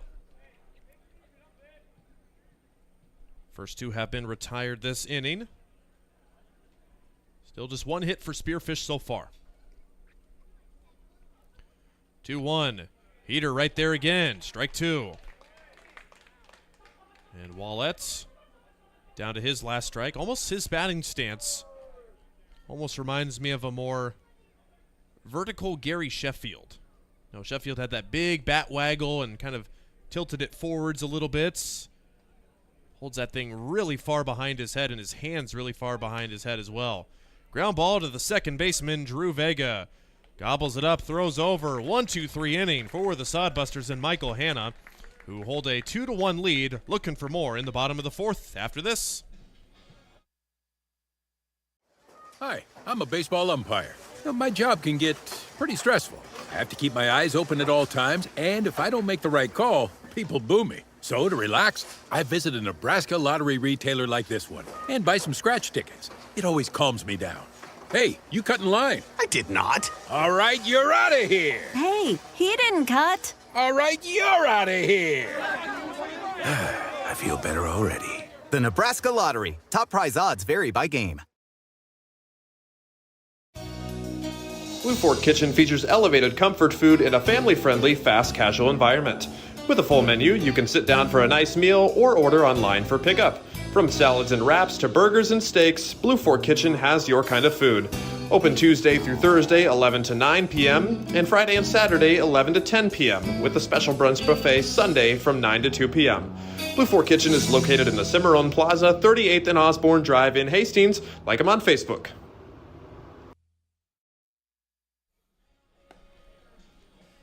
2-1 ball game in this 7-inning contest. We're now halfway through the game as we're in the bottom of the fourth inning. Sodbusters getting those 2 runs in their last at-bat. In the third, looking for more. Middle of the order coming up. Bryce Ronkin will lead us off. Josh Printer and Jack Borgman to follow against Cade Bleeker. Back out for his 4th inning of work. He was pretty darn good through his first 2 innings, but Sodbusters with their 6 batters coming to the plate in inning number 3, scoring 2 of them. And Bryce Ronkin, how about the start for him? He slashes one over to the left center field gap, but the Sasquatch have him played perfectly. Micah Wallett, the center fielder, lazily gallops over and makes the grab for out number 1. We noticed that in the first inning, too. The Sasquatch defense almost playing Ronkin like he was a pull right-handed hitter. Ronkin is retired for the first out of the inning. Now it's Josh Printer. Takes a high heater out of the zone for ball 1.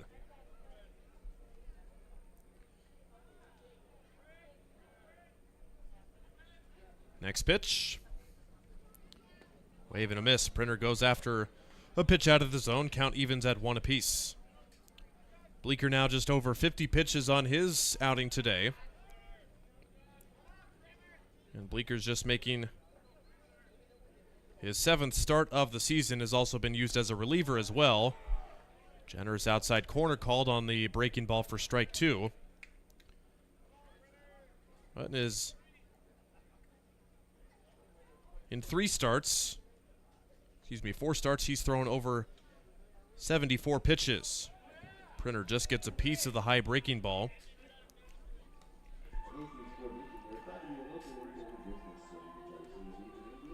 So 1 ball, 2 count, strike. 1 ball, 2 strike count to Josh Printer. In the first at bat, he grounded into a 4-6-3 double play. He's 0 for 1. Out of play to the right side, it remains 1-2. Spearfish having to use 3 pitchers yesterday, just like the Sodbusters did. Their starter, Russell Peterson, was knocked out in the 4th inning, and then Jonathan Neal and Nolan Waffeltz were the 2 relievers that went multiple innings to close out the game.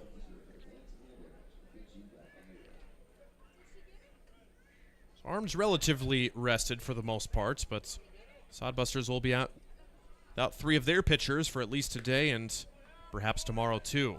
Not close on the 1-2 pitch. Count evens at 2 apiece. Sodbusters trying to keep their home magic going. That's where it's been most of the season. Printer swings at 1 up and in and gets a piece of it. Count remains 2-2. Sodbusters hitting 75 points better at home than on the road in 5 extra games at home. They've had 61 more hits. Excellent take by Printer on the breaking ball to get the count full.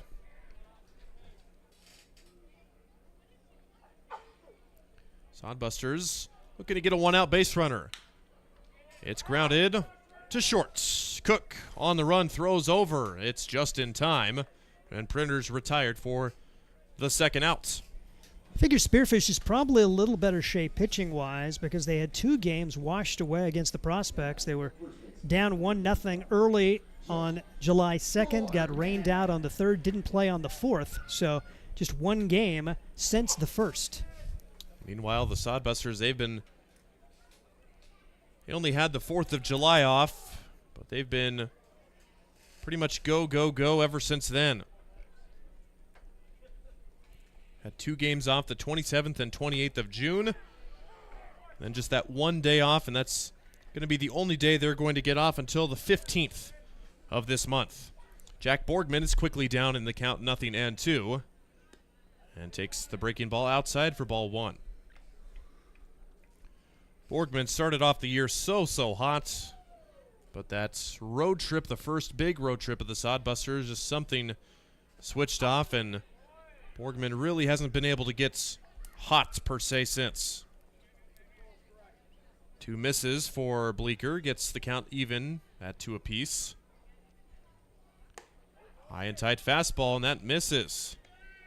From 0-2 now to 3-2, Bleecker loses the lid on that pitch.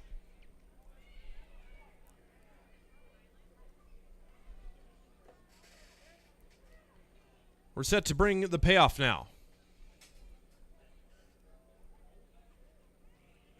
Low for ball 4, and Bleecker ahead in the count, loses Borgman with 4 straight misses to get a 2-out base runner. Really disappointing for Bleecker now, and the Sodbusters see if they can cash this 2-out opportunity. If nothing else, make him throw some more pitches and dip into that Spearfish bullpen. Tyler Welsh is the next batter. Bleecker now at 65 pitches on his outing. Still yet to complete 4 innings of work. Pitch misses just high for Welsh. Now 5 straight is missed. Welsh led off that 3rd inning with a walk and ended up coming home to score. He grounds it to the right side. A sliding stop bobbled. Double clutch throw, but they still get Welsh at first base. Just about everything went wrong for Matthew Gonzalez there, but he still makes the play. And the Sodbusters strand the 2-out walk. It's still 2-1 after 4 complete. Sasquatch coming up in the 5th inning.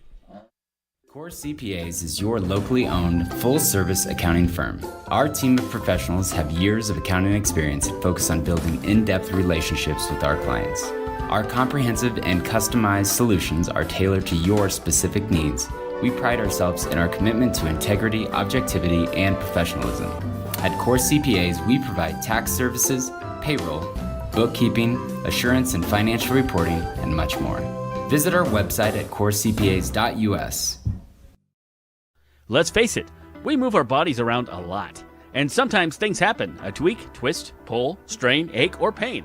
At Fisk Chiropractic and Sports Care, their goal is to restore your mobility, keep you moving, and ensure your rehabilitation is effective, efficient, and stress-free. Do you suffer from headaches and neck pain, lower back or sciatica? Call Fisk Chiropractic and Sports Care today. Start to discover wellness through chiropractic care. Fisk Chiropractic Sports Clinic.com. Start feeling better now.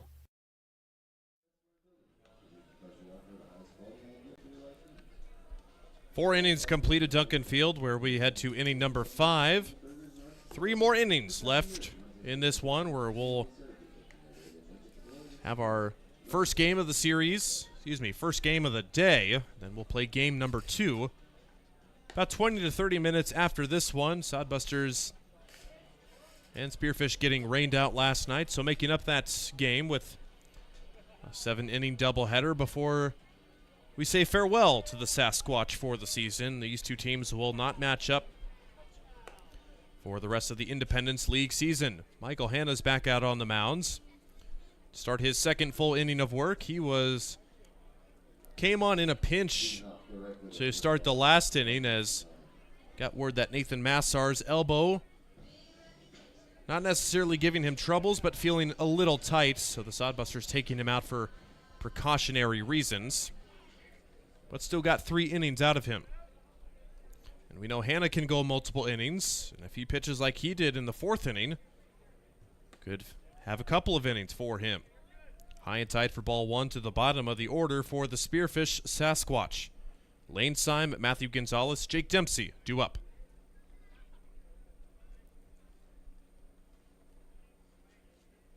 Hanna taps the mound 3 times with that lead foot and misses high and tight again for ball 2. Lane Syme, the first batter of the inning.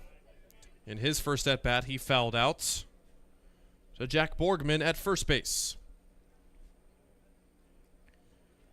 Syme on the year, a .286 average, one of the few guys under that 300 line. High and tight again. 3 consecutive same spot misses for Michael Hanna. It's 3-0.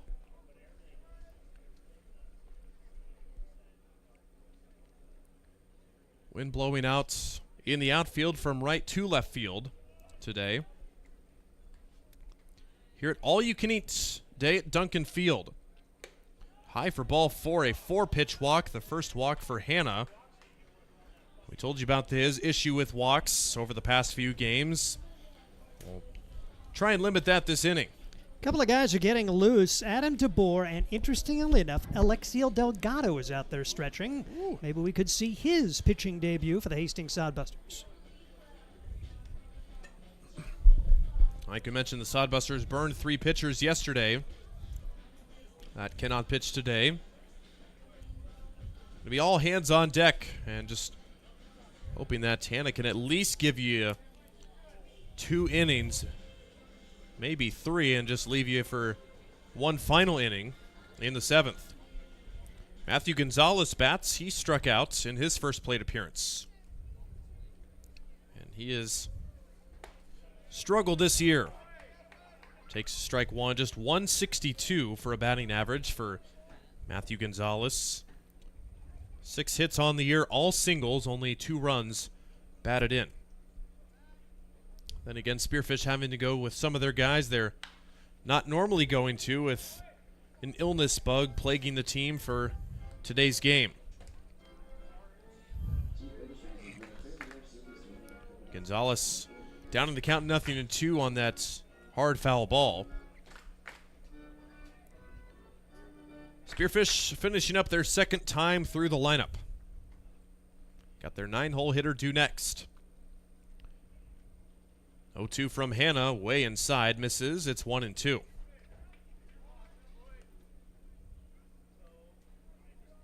we're looking at Lane Syme at first base,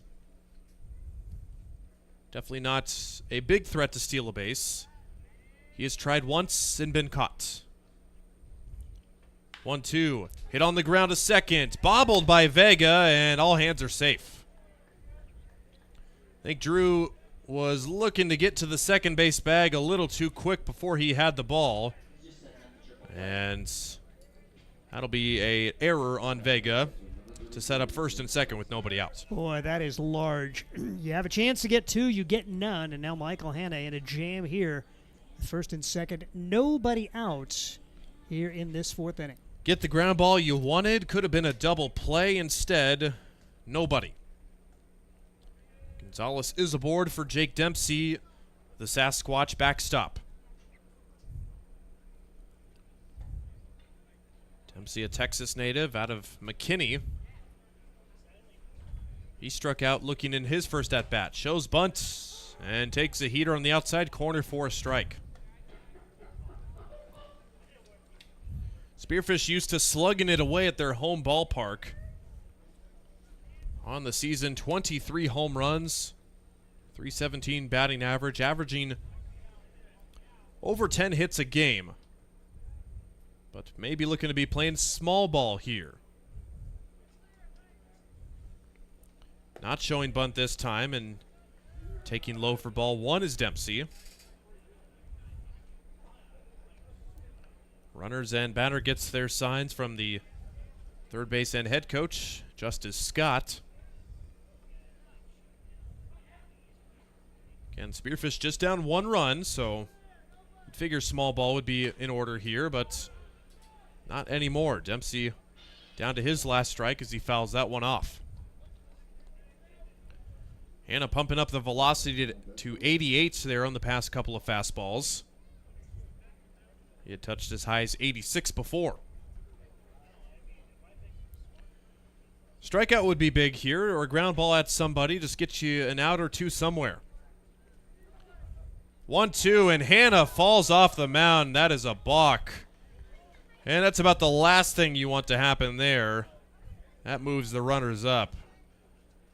Don't think we've seen that here at Duncan Field yet this season. We've known the mound has given pitchers problems with their delivery after they plant their foot, but that's a first for us this year. Well, that eliminates the double play. But Hanna is still ahead in the count, 1-2.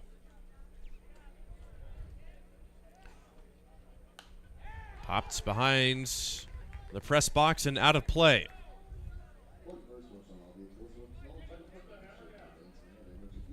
Now it's second and third with nobody out. Spearfish has the tying and go-ahead run in scoring position.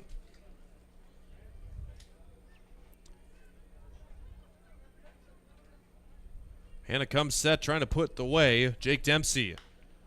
Fly ball down the right field line, but nobody will get there.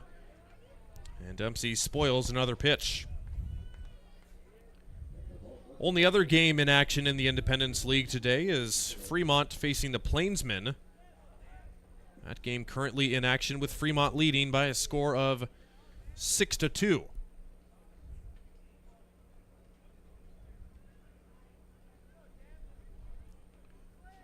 Pitch from Hanna again on the 1-2.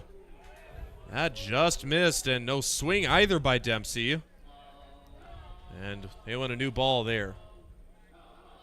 Looks like didn't miss by much, just a bit inside.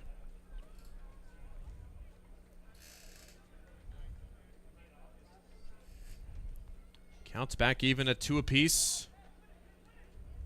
Sodbusters clinging to this 1-run lead in this 7-inning contest.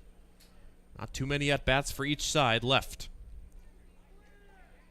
2-2 pitch. Swung on, hit to left field, and that falls and gets past the diving Taylor Gill.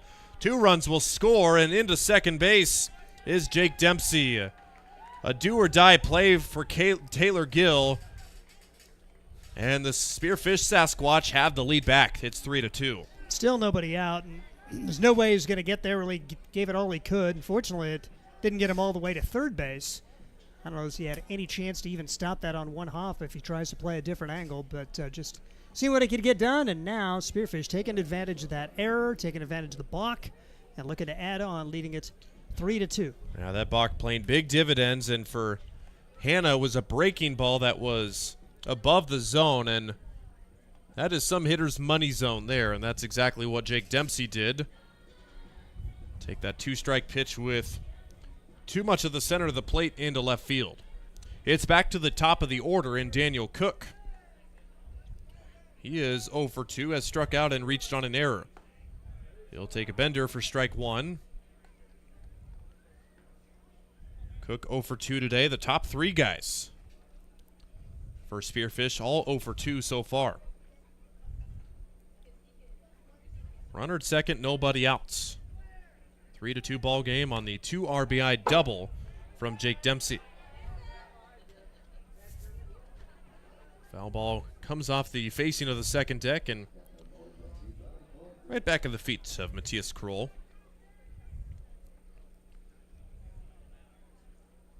And a few guys just continue to play catch in the bullpen, but nobody's seriously warming up yet. Hanna with the 0-2 pitch to Cook. Up high, and Cook lays off. It's the spot where Kroll wanted it. Gives his pitcher props. At high fastball and an 0-2 count is a pitch a lot of hitters can't resist. Dempsey still at second with nobody outs. Hanna's 1-2 pitch. Breaking ball just misses the inside part of the plate. It's now 2-2.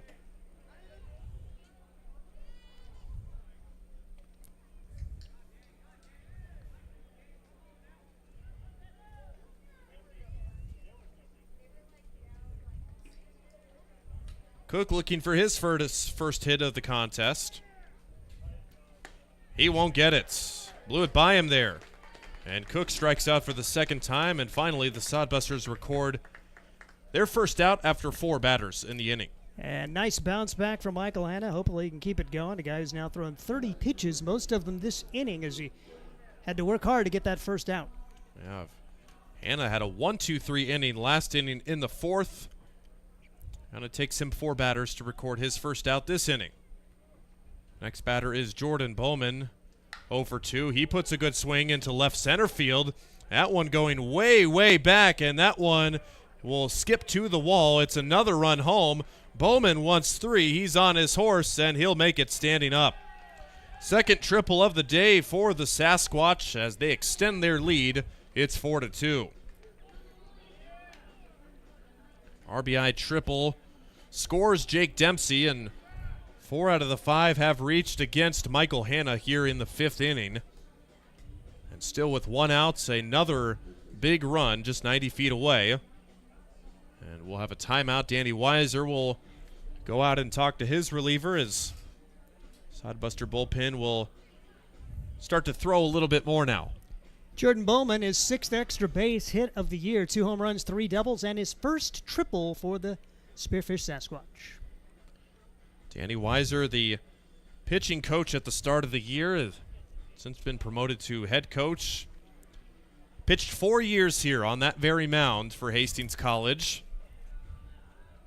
So he is giving some advice to the guys, and I mean, we figured at the start of it Danny Weiser would be a candidate for the head coach, but probably not going to be the guy as he just graduated from Hastings College this spring, but the ownership and leadership of the Sodbusters putting a lot of trust in the 22-year-old to lead the helm for the final month of this season. After the mound visit, Kyle Finn digs in.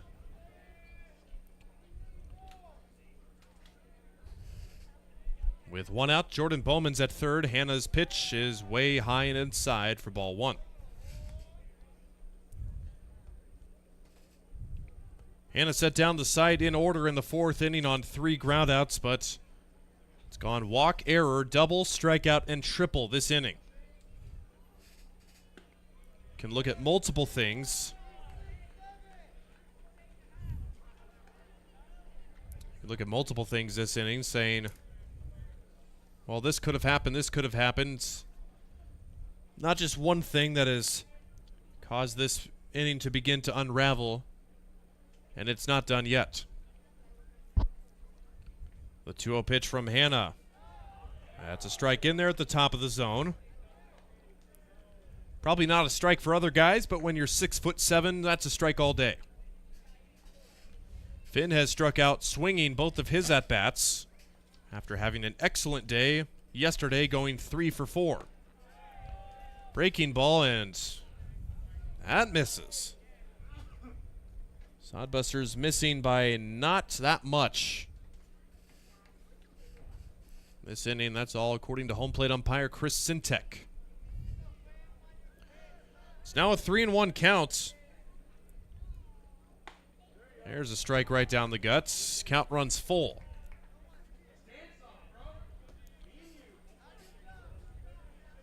So still just 1 out. You'd assume another Sasquatch will come to bat.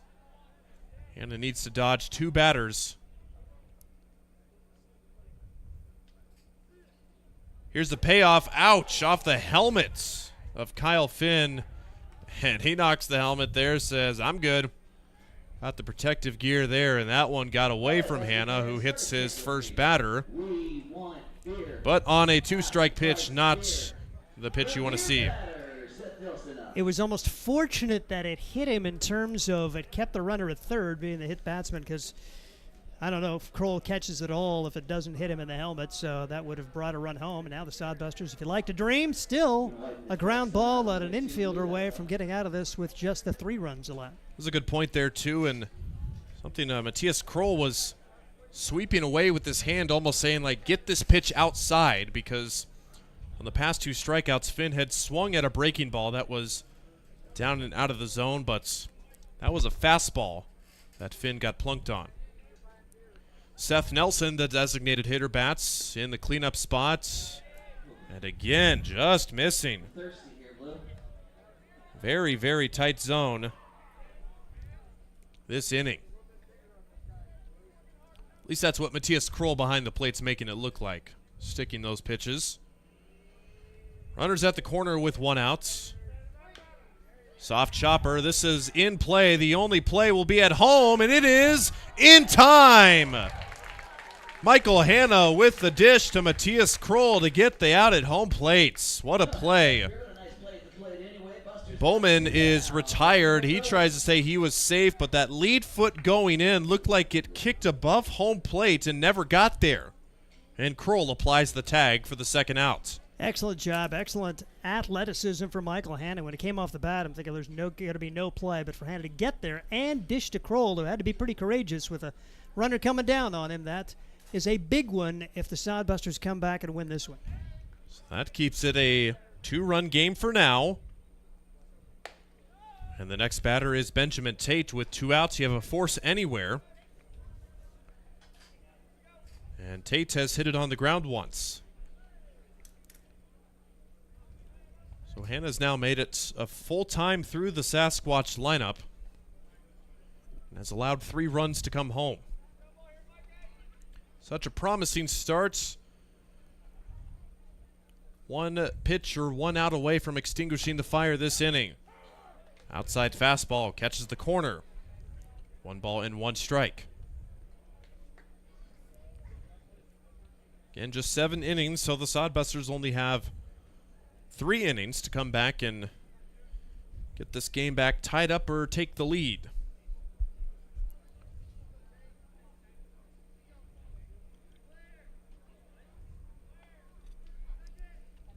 The 1-1 pitch. Long look. Finally time called by the batter, Benjamin Tate. Tate is 0 for 1. He grounded out in the 4th inning and walked. Was left stranded in the 2nd inning. Time is back in. Hannah and Kyle Finn at second base for having a long stare down. Finn may look too tall to steal a base, but we saw him try last night. Nothing out of the question here. That one is hammered a long way to left field. Going way back is Gill, and it's 1 hop off the wall. 1 run is in. Here comes the 2nd runner around 3rd. The relay throw will not be made. A long 2 RBI double for Benjamin Tate. And the Sasquatch put a big crooked number up this inning. They lead at 6-2. Unfortunate, 1 out away, but put it in his wheelhouse, and that was as close to a home run as we have seen this year at Duncan Field. That is a home run in the Spearfish ballpark for sure, but it's not here. Finn comes in to score, and Benjamin Tate all the way from first base comes in to score. Now the 9th batter to come to the plate in the inning, Michael Wallets. First pitch to him. Big swing and a miss for strike 1.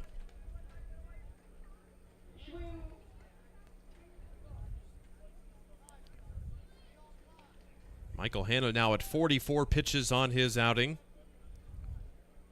A good chunk of them coming this inning. 33 of them. Look out, that one over the head of Wallets goes back to the screen, and Tate advances to third on the wild pitch. Action still happening in the Sodbuster bullpen, and got to figure if they can't get this last run off the board or Wallet reaches here, would probably be the end of the day for Hanna, who has faced 8 hitters and only retired 2 of them. Hanna's 1-1-2 Wallets is way up high. It's 2-1. It's Fred Juden warming now for the Sodbusters. They had some earlier options, but now it looks like it's going to be Fred's game. He may be coming in the 6th regardless of what happens in this contest. Hanna's still just 1 pitch away, 1 out away from getting out of this inning and just leaving 2 full innings for the Sodbuster bullpen to work with. That pitch is fouled over our heads. It's 2-2.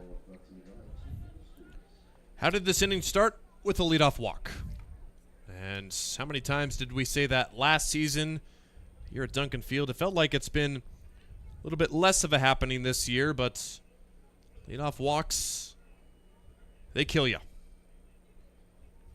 2-2 pitch.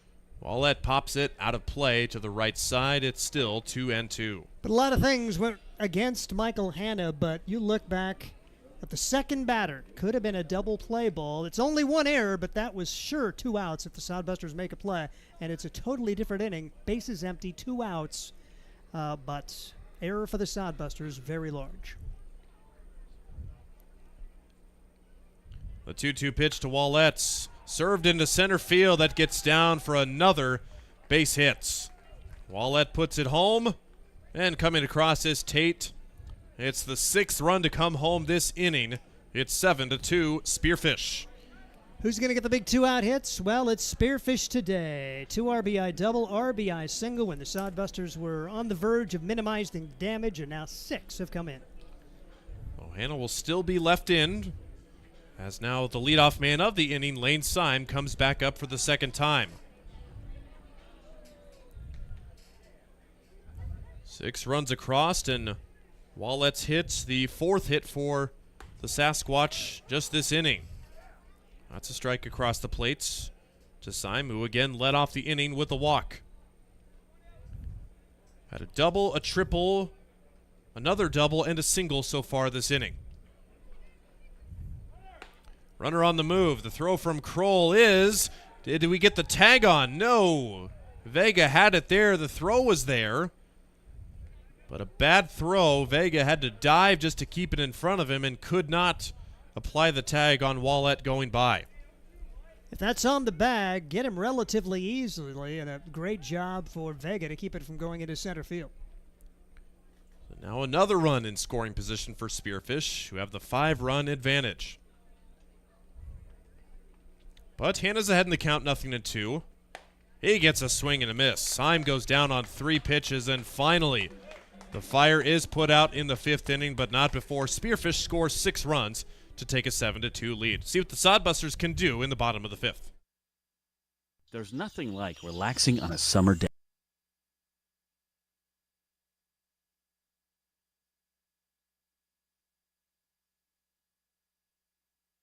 Make the day perfect. Pepsi Cola of Hastings wants to make your nothing like be the best day it can be, whatever the occasion. Enjoy your favorite refreshing Pepsi product throughout the Sodbuster season and make your nothing like memories. Pepsi Cola of Hastings, a proud sponsor of Hastings Sodbuster Baseball. Dog Roll Patrol provides reliable and professional pet waste management services in the Hastings area. Hire Dog Roll Patrol today and spend more time enjoying your furry friends and less time cleaning up after them. Depending on your location and number of pets, Dog Roll Patrol will work with you to come up with a schedule that best fits your situation. Dog Roll Patrol takes great pride in their work. Family owned and operated out of Hastings. Get a free quote and details on the services at dogrollpatrol.com. Well, for the Sasquatch, it was probably only a matter of time before their offense busts out in a big way. And they do so in the 5th inning, recording 6 runs on 4 hits and a sodbuster error to now stake their starter, Cade Bleeker, to a 5-run lead after he had been trailing for the past couple of innings. Sodbusters will send up Matthias Kroll, who is first pitch swinging, pops it up on the infield. It's the pitcher, Bleeker, who makes the catch in foul territory, and Matthias Kroll is out on 1 pitch. Don't see the pitcher go after too many foul balls too often, but didn't look like the catcher Dempsey or the third baseman Tate had a good read on it. And Bleeker says, "Don't worry, guys, I'll field my position too."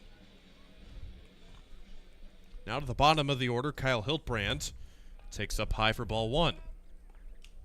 Hiltbrand reached on an error in the 3rd inning and scored the second of 2 sodbuster runs so far.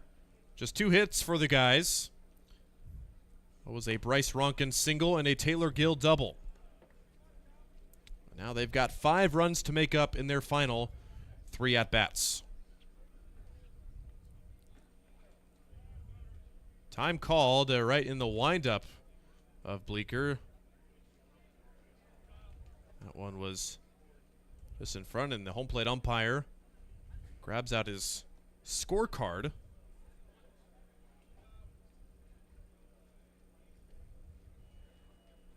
Didn't see a substitution by any means. That's usually what that means, but now we play on.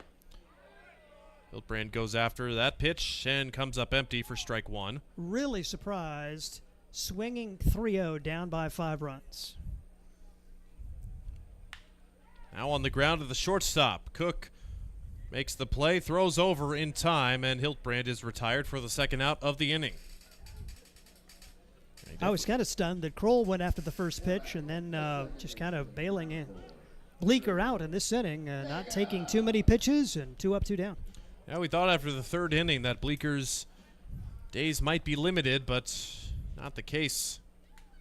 He only allowed 1 base runner last inning and is out away from retiring the Busters 1-2-3. Top of the order, Drew Vega's up. He's 0 for 1. And perhaps his hit streak lying in the balance here if the Sodbusters can't go put any more guys on base. It's popped up shallow right. The right fielder Syme calling off the second baseman, who makes the catch for out number 3. Down go the Busters in order 1-2-3, and after the long inning, the Sodbusters will have to send their defense right back out there with 2 innings left to go. 7-2. It's the 6th inning coming up on Sodbuster Baseball. Hastings College has reimagined everything. As a sophomore, you'll spend part of a semester studying abroad, and they'll cover the cost. Recognizing it's a digital world and how you learn, they'll give you an iPad Pro and Apple Pencil, tools that'll help you engage, whether you're on campus or in Paris, plus internship opportunities and professors who mentor you. Hastings even provides books. At Hastings College, you'll go somewhere. Go to hastings.edu/discover for more. Make your next pit stop at the Coach's Corner, a friendly staff and a deep lineup of snacks. You can find Coach's Corner in North Hastings on Osborne Drive East. More than just a gas station, Coach's Corner is the place to get delicious pizza made fresh for you and your family. Don't take our word for it. It's so good it'll be featured at selected Sodbuster home games this season. For a convenient and clean experience, be sure to check out the new convenience store in North Hastings, Coach's Corner. 5 innings in the books. Sodbusters turned away in order in the 5th inning. And we send it to the top of the 2nd with a new Sodbuster pitcher on the mound. And a new Sodbuster announcer on the mic. Steve Stein will take us home. Fred Juden 1-0, a 3.69 ERA. In 5 innings, he's allowed, in 5 appearances, 8 innings pitched. He's allowed 5 runs, 2 hits, struck out 10 and walked 9. Last outing coming Saturday, 2/3 of an inning. 2 runs, no hits, 2 Ks, and 4 walks. Fred Juden, the York University guy, like his brother Dalton. Dalton was able to pick up a win on Tuesday with the 7 innings of 1-run ball. Matter of fact, had a no-hitter going into the 7th. Really fun outing and a good chance to hear from Dalton after that contest. Totally different situation for Fred here. Wants to put up 6 outs with no more runs allowed and see if the offense can rally late. Just a 7-inning game. Playing a 7-inning doubleheader here, so the Sodbusters just 6 outs with which to work. And we'll see Spearfish bring Matthew Gonzalez to the plate. Sasquatch had 10 come to the plate in what is now the decisive 5th inning. As Gonzalez stands in the right-handed box, Juden's first offering goes back to the screen. 1 ball and no strikes. Gonzalez 0 for 2, a run scored. You want to throw strikes to this guy because he has scuffled this year. Not many of them have. Spearfish did see their team batting average fall 3 points yesterday to 317. Hastings batting average at 244. That one right across. 1 ball and 1 strike on Matthew Gonzalez. First man to bat here in the 6th inning. Going to have a pretty quick turnaround, so we'll be ready to go with the second stream very shortly. They want to get this doubleheader done as quickly as they can. Spearfish has bus driver issues in terms of this goes too long. Does he have enough hours to drive his team all the way back to Spearfish? Stuff that major league teams don't have to worry about. 2-1 the count. Fred brings it home. High for ball 3. 3-1 the count now on Matthew Gonzalez with Jake Dempsey waiting on deck. It was the 7, 8, 9 setting the table last inning. Walk, error, double for the 7, 8, 9 hitters, and they would eventually get 6 runs on 4 hits, 1 huge error in the game. And it's a walk to Gonzalez as he's aboard, and nobody out. Not a good first batter for Fred. See if he can roll up a double play ball. Gonzalez, he reached on that error the last time, or technically a fielder's choice grounder that was turned into an error at second base, allowing first and second and nobody out. Now Jake Dempsey, who followed that up with a 2-run double out of the number 9 hole. He also struck out, but that was against Nathan Massar. It seems like it's been a long time since Nathan Massar was in the game. Pitch goes back to the screen. The runner was off anyway, and Matthew Gonzalez now into second base. Massar lifted after 3 innings, and he was dynamite, allowing 1 run on 1 hit, striking out 6 and walking 1, but had elbow tightness, and you don't take any kind of chances here in summer ball, so they pulled him, and the Sodbusters have since given up the lead. 1-0 pitch from Juden, upstairs for ball 2. 2-0 the count on Jake Dempsey. Dempsey out of McKinney, Texas, goes to the University of the Ozarks. So he stands in the right-handed box. Going to be a quick visit to the mound here for Matthias Kroll coming out and talking to his right-handed pitcher. There is a couple of guys thinking about getting ready. Nobody's throwing yet, but they are stretching. Yeah, Fred's missing a very high with a lot of these pitches so far. A big problem we saw him have last year, but been pretty good so far here at Duncan Field with at least controlling those pitches, but trying to get those kinks out of the way here with not a lot of time to do it. Here's the pitch right there for a strike, and a good visit there to make it 2 balls and 1 strike on Dempsey, who's hitting .357 coming into the day. A double, 4 runs batted in, 3 runs scored, playing his 6th game. You thought you maybe had a great chance to get a couple today, as Spearfish having to go a little deeper on their bench. They had some guys ill before the game, thinking it's either a stomach flu or bad pizza last night. 3-1 the count now. Fred in danger of giving up the walk. And a swing and a foul tip out of the glove of Matthias Kroll. It's 3-2. Yeah, definitely looked like might have gone after ball 4 there, but just super tempting. Putting that pitch up at the top of the zone for some hitters, just can't lay off it. 3-2 pitch. Swing and a miss. Nice bounce back from Juden to strike out the number 9 hitter. Otherwise, you walk the 8 and 9 hitters, and then you just kind of hold your breath. But 1-on-1 out for Daniel Cook coming up. These guys don't need free passes. They have already shown the ability to almost get it out of Duncan Field, about as close as we've seen this year from these guys who can swing it. New coming in. Spearfish certainly had the offense. Did they have enough pitching to win? Maybe still a question. Is it certainly looking like we're going to have the rubber game of the series, and it could be a huge game in the course of this season, basically a tiebreaker game. Pitch is taken for a strike. Unless the Sodbusters can rally here, that would make the season series even at 2 apiece. If you ended up with a flat-footed tie, that could decide who makes the playoffs. 0-1 pitch on the outside corner for strike 2 as Daniel Cook trying to find his way on board and keep this inning going for the Spearfish Sasquatch. They lead it by a score of 7-2. It's getting late, top of the 6th, 7-inning contest. Shooting a check of the runner. Brings it home. Spiked into the turf there. Good stop for Kroll to keep the runner out at second. As Daniel Cook trying to get something going here. Struck out a couple of times today and watches this one go by for strike 3. Couldn't pull the trigger. And back-to-back strikeouts for Fred Juden, and now he'll face Jordan Bowman. Hat trick for Cook, and for him, last thing you want to do, go down swinging there, but that's exactly what happened. Breaking ball there, and Cook was looking for something else. 0 for 4 for him, and that brings up Jordan Bowman. Bowman 1 for 3 with a run batted in. Tried to salvage this inning and get another add-on run here. Batting in the 2 spot, Jordan Bowman. Out of Saracoso Community College, he's from Las Vegas, Nevada, heading to South Dakota to play for his college coach, as Justice Scott is the head coach of Saracoso Community College. Pops this one in the air on the right side into the outfield, and Drew Vega thought that he heard Sawyer Duddleston call him off. He apparently did not. That falls, and Sodbuster defense, which has been so solid this year with 2 errors and a defensive play not made there, and the Sodbusters will gift Spearfish a run.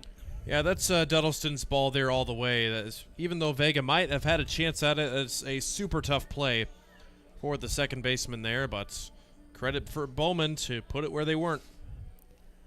So a run comes in to make it 7-2, and now we see Kyle Finn, who raised his batting average 19 points to 337 coming into today with his 3 for 4 day. Got his team best 11th double. 2 runs batted in and a run scored for Finn, who's 0 for 2 in this game, but has scored a run. It's now 8-2. Finn swings and misses, down to the count, no balls and 2 strikes. Those dreaded tack-on runs, and it looks really bleak now with the Sodbusters 6 runs and 6 outs away from a loss. And a balk has been called as, see, Bowman head down to second base, and a runner in scoring position now. 0-2 the count. Don't know if Fred came totally to a stop. There's no argument there as he's ready to go at the top of the hill. Takes a look at the runner, and that extra base given. Now any old blooper to the outfield, and Finn can bring one home. Takes it down the right field line, but foul. It remains no balls and 2 strikes to Kyle Finn out of Coronado, California. Outstanding offensive player. Didn't play in the 2 games in Spearfish, and I think that was okay with the Sodbusters, the way he's looking here. 0-2 delivery. Inside for ball yesterday. He was the man. So he had 3 of their 8 hits in the game. Sodbusters, though, got the last laugh with a 9-5 come from behind win. It's going to be a little tougher today. Down by 6. 1-2 pitch on the way from Fred Juden. Struck solidly, but foul. Good job for Finn to wait on it. Sodbusters trying to find a way to get this 3rd out here. Bryce Ronkin playing 3rd. Sodbusters have Josh Printer at 2nd. Drew Vega, I should say Printer at short. Drew Vega at 2nd, and guy's gone all the way at first base is Jack Borgman. Another foul ball off the bat of Finn. The outfield left to right, Taylor Gill, Kyle Hiltbrandt, and Sawyer Duddleston. Sodbusters with a lot of depth. I expect a little different looking lineup in game 2. 1-2 pitch. Swing and a miss. And that'll do it, but Sasquatch steal a run here as the Sodbusters give up a run on one hit. And we head to the bottom of the sixth. It's 8-2 Sasquatch. This is Sodbuster Baseball. Sodbuster Baseball is sponsored by Jerry Spady Chevrolet GMC. It's one of the many ways Jerry and Greg Spady, along with their families and employees, have proudly embraced a passion for giving back to the community. The folks at Jerry Spady Chevrolet GMC realize the importance of enriching and improving the lives of their neighbors. They've accomplished this through philanthropy and active personal involvement. Featuring the top new and used inventory in the region and a certified service department, Jerry Spady Chevrolet GMC, 2750 Osborne Drive East in Hastings, or at spady.com.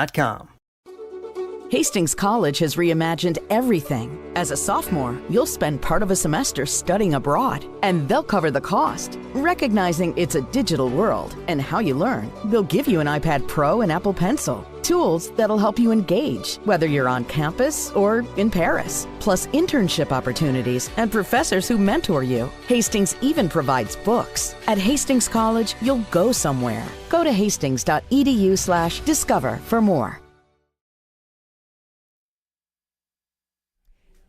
We head to the bottom of the sixth, and we get a chance to see a new right-hander for Spearfish. It's Elijah Bobo, 5'10", 185-pounder, out of Allen Hancock College in California. He is from Lompoc, California. And one of their high-leverage guys, 2.46 ERA, making his 10th appearance in 14 2/3 innings, allowing 6 runs, 4 of those earned. He's allowed 12 hits, struck out 21, and walked 9. Not a save situation, but trying to get the final 6 outs of this one and get a very big win for the Spearfish Sasquatch, who would move back into a tie with Hastings for the second-best overall record from the first and second half. They continue to own second place in the standings, and we've kind of ceded the championship to Casper, but keep in mind, just one loss so far for Spearfish in the second half. So even though Casper never loses, Spearfish trying to keep pace. And we'll see what Taylor Gill can get done. Sodbusters went down in order after they gave up that 6-run fifth. Very disappointing go for Hastings. Now Taylor Gill will step to the plate. Had a 2-run double that accounts for the Sodbuster runs, and pitch is taken outside for ball. 1-0 on Taylor Gill. Taylor Gill out of Northeast Community College from Orem, Utah. So he is gone all over the country, from Utah to Northeast Community College in Norfolk, and now playing his D1 ball at Ohio. Ahead of the count 2-0. Sodbusters need base runners. Bobo brings it in. Fouled away, 2-1 the count on Taylor Gill.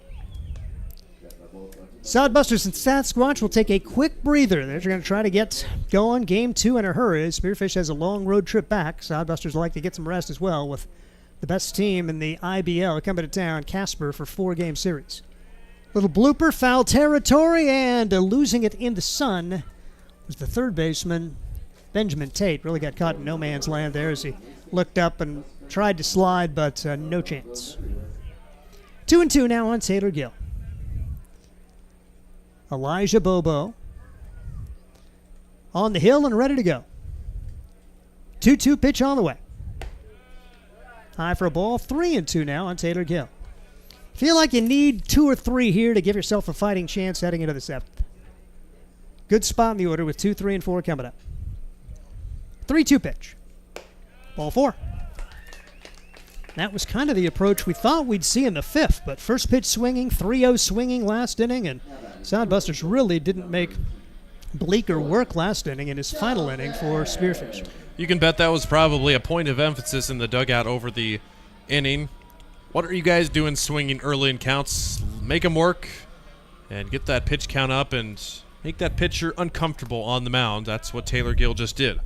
Cade Bleeker threw only 8 pitches to retire the Sodbusters in order last inning, and now Hastings sending Sawyer Duddleston to the plate. A quiet day for him, 0 for 2, and a quiet day for Hastings overall, just 2 hits. Haven't given up a great number of hits in the contest. Just 6 so far for Spearfish. Combined 3 errors with 2 of those in the Hastings column, and Now Sawyer Duddleston nicked by the pitch. He continues to dominate that category for the Hastings Sodbusters. Also leads the team in on-base percentage. Doing what a leader does. Get yourself on there, put the bat in somebody else's hands, and all of a sudden, first and second, nobody out. Hit by a pitch by the slimmest of margins there. If you want to get hit by a pitch, that is the way to do it right there. Perfect opportunity, boys. Get a couple at least, like Steve said. And Sawyer Duddleston hit by a pitch for the 13th time this year for the Hastings Sodbusters. First and second, nobody out, not bunting down by 6 runs. It is Bryce Ronkin, particularly after the bat skills he showed yesterday. He's one of the 2 hits for Hastings today, and also a line out to center. Good opportunity for Hastings, and Ronkin, highly acclaimed. Scott Galusha was really high on this guy and excited to have him in for the final month of the year. 1-0 pitch taken outside, 2-0. Really disappointed to lose the other South Dakota State guys, 2 quality right-handed arms who had committed for just a month, and they did about everything for this Sodbuster team that you can ask of them. Particularly Jack Kruger, who goes 4-0 with a 1.09 ERA. 2-0 pitch on the way to Ronkin. Hard hit ball, but right at the second baseman. Could be 2. Over to short for 1. To first. Not going to be in time. The Sodbusters have runners at the corners and 1 man out. Just wasn't quite hit hard enough. Gonzalez did what he could to get it to Cook. Ronkin runs pretty well, and there are runners at the corners and 1 man out. Josh Printer, big at bat in the course of this one. Want to get at least 1 run home. Runners at the corners, and Josh Printer grounding into a double play and also is grounded to the shortstop. Bobo set to go, brings it over the outside corner for a strike, no balls, and 1 strike on Josh Printer. Returning player from the Sodbusters for a year ago, and he had 244, knocked in 13, scored 29 times, had 11 stolen bases. He's pushed his average to 261 coming into today, been a little bit of a hot streak. 0-1 delivery. Right there for strike 2, and Josh has to battle down to the count. No balls and 2 strikes, 1 out, 2 on, 6th inning. Game's on the line. Sodbusters need 6 to tie and have only 5 outs with which to work. Bobo. Out of the stretch, and the pitch. Hard hit ball right side, that's a base hit. A run will score. Ronkin hits the bag at second. He's headed for 3. The throw is cut off. Smart there for the team from Spearfish. Wanted to keep the double play in order, so good job for the shortstop. There's no way they're getting him. Daniel Cook just caught the ball, held it, but Printer comes through with an RBI single. Runners at the corners again, and only 1 man out, and now it's 8-3. And an excellent approach by Josh, facing an 0-2 count. Bobo left him 1 right over the plate. Josh just put it in a perfect spot to drive home a run. Time for Borgman to break out or just take some pitches. He ended up walking his last time up. 0 for 1 for Jack Borgman, Northeast Community College guy who had 289 in the spring. 6 home runs, triple, 7 doubles. Knocked in 39. 1-0 delivery, hit him. A tick off the chest of Jack Borgman, so a couple of light hit by pitches. I may be able to take those. I think you could too, Steve. Generally, I would cry, but those 2 hit batsmen taken by Duddleston and Borgman, who am I kidding? I probably would cry anyway. You might have a little scrape on your skin, but like we said, that is probably the easiest way to get hit. And for Borgman, who doesn't have any batting gloves on for his at-bats, might get a little bit of the skin there, but hopefully no harm there, and prompts a visit to the mound there. Bases loaded, 1 out. You've got Tyler Welsh coming up, one of the guys who have been the most clutch in this spot all season. Just curious to see how Tyler approaches this at-bat. Seems like Bobo so far has been a very high-velocity but wild guy. Got to really hone in on that 1 pitch, that 1 location. Almost seems like the fastball is the only pitch that's been working for him so far, so you can almost eliminate one of his pitches that he has. Welsh 267 coming into today, but 316 at home, and for a while he was the top on-base percentage guy for the Sodbusters. He's fallen off a little bit, but he's a guy that generally takes pitches, and we'll see how he does approach this big at-bat. Bases loaded, 1 home for the Sodbusters here in the 6th, trailing at 8-3. Bobo brings it home. Curveball outside, great take, as Welsh had a notion, but it's ball 1 on Tyler Welch. Welch, an Arizonan from Tucson Sabino High School, an exercise science major. Big chance here for the Sodbusters. Bases full and only 1 man out. 1-0 delivery. Low for ball 2, 2 balls, and no strikes on Tyler Welch. With Matthias Kroll waiting on deck, but will they go to the bench? Looks like Kroll still have his bat. They got a lot of guys who could maybe come in and pinch hit. 2-0 pitch is on the way. Low for ball 3, 3-0 the count. And Kroll, if he can bottle up what he did in the spring, he'll let him swing away when he hit 350. This summer he's about 237. But first things first, Tyler Welch, I would be stunned if he is not taking 3-0 right here. Scott gave him the 1, probably saying, take a pitch. Inside corner for a strike, 3-1 on Welch. Do you take a second? Interesting to see what they do here. Bases full of Sodbusters. One has scored so far. RBI single for Josh Printer, scoring Tyler Gill. 3-1 pitch on the way. Swing and a miss. High pitch, maybe it was a high strike. It may have been ball 4. One way or the other, it's 3-2 right here. And a huge pitch in the course of this game. If Welsh finds a gap, they're right back in it. If Bobo gets Welsh, a big bummer as this inning unfolds. 3-2 pitch. Bouncing ball back up the middle, could be 2. Shortstop to second for 1. Over to first. Wild throw. 2 runs will score. Welsh is going to hang on at first.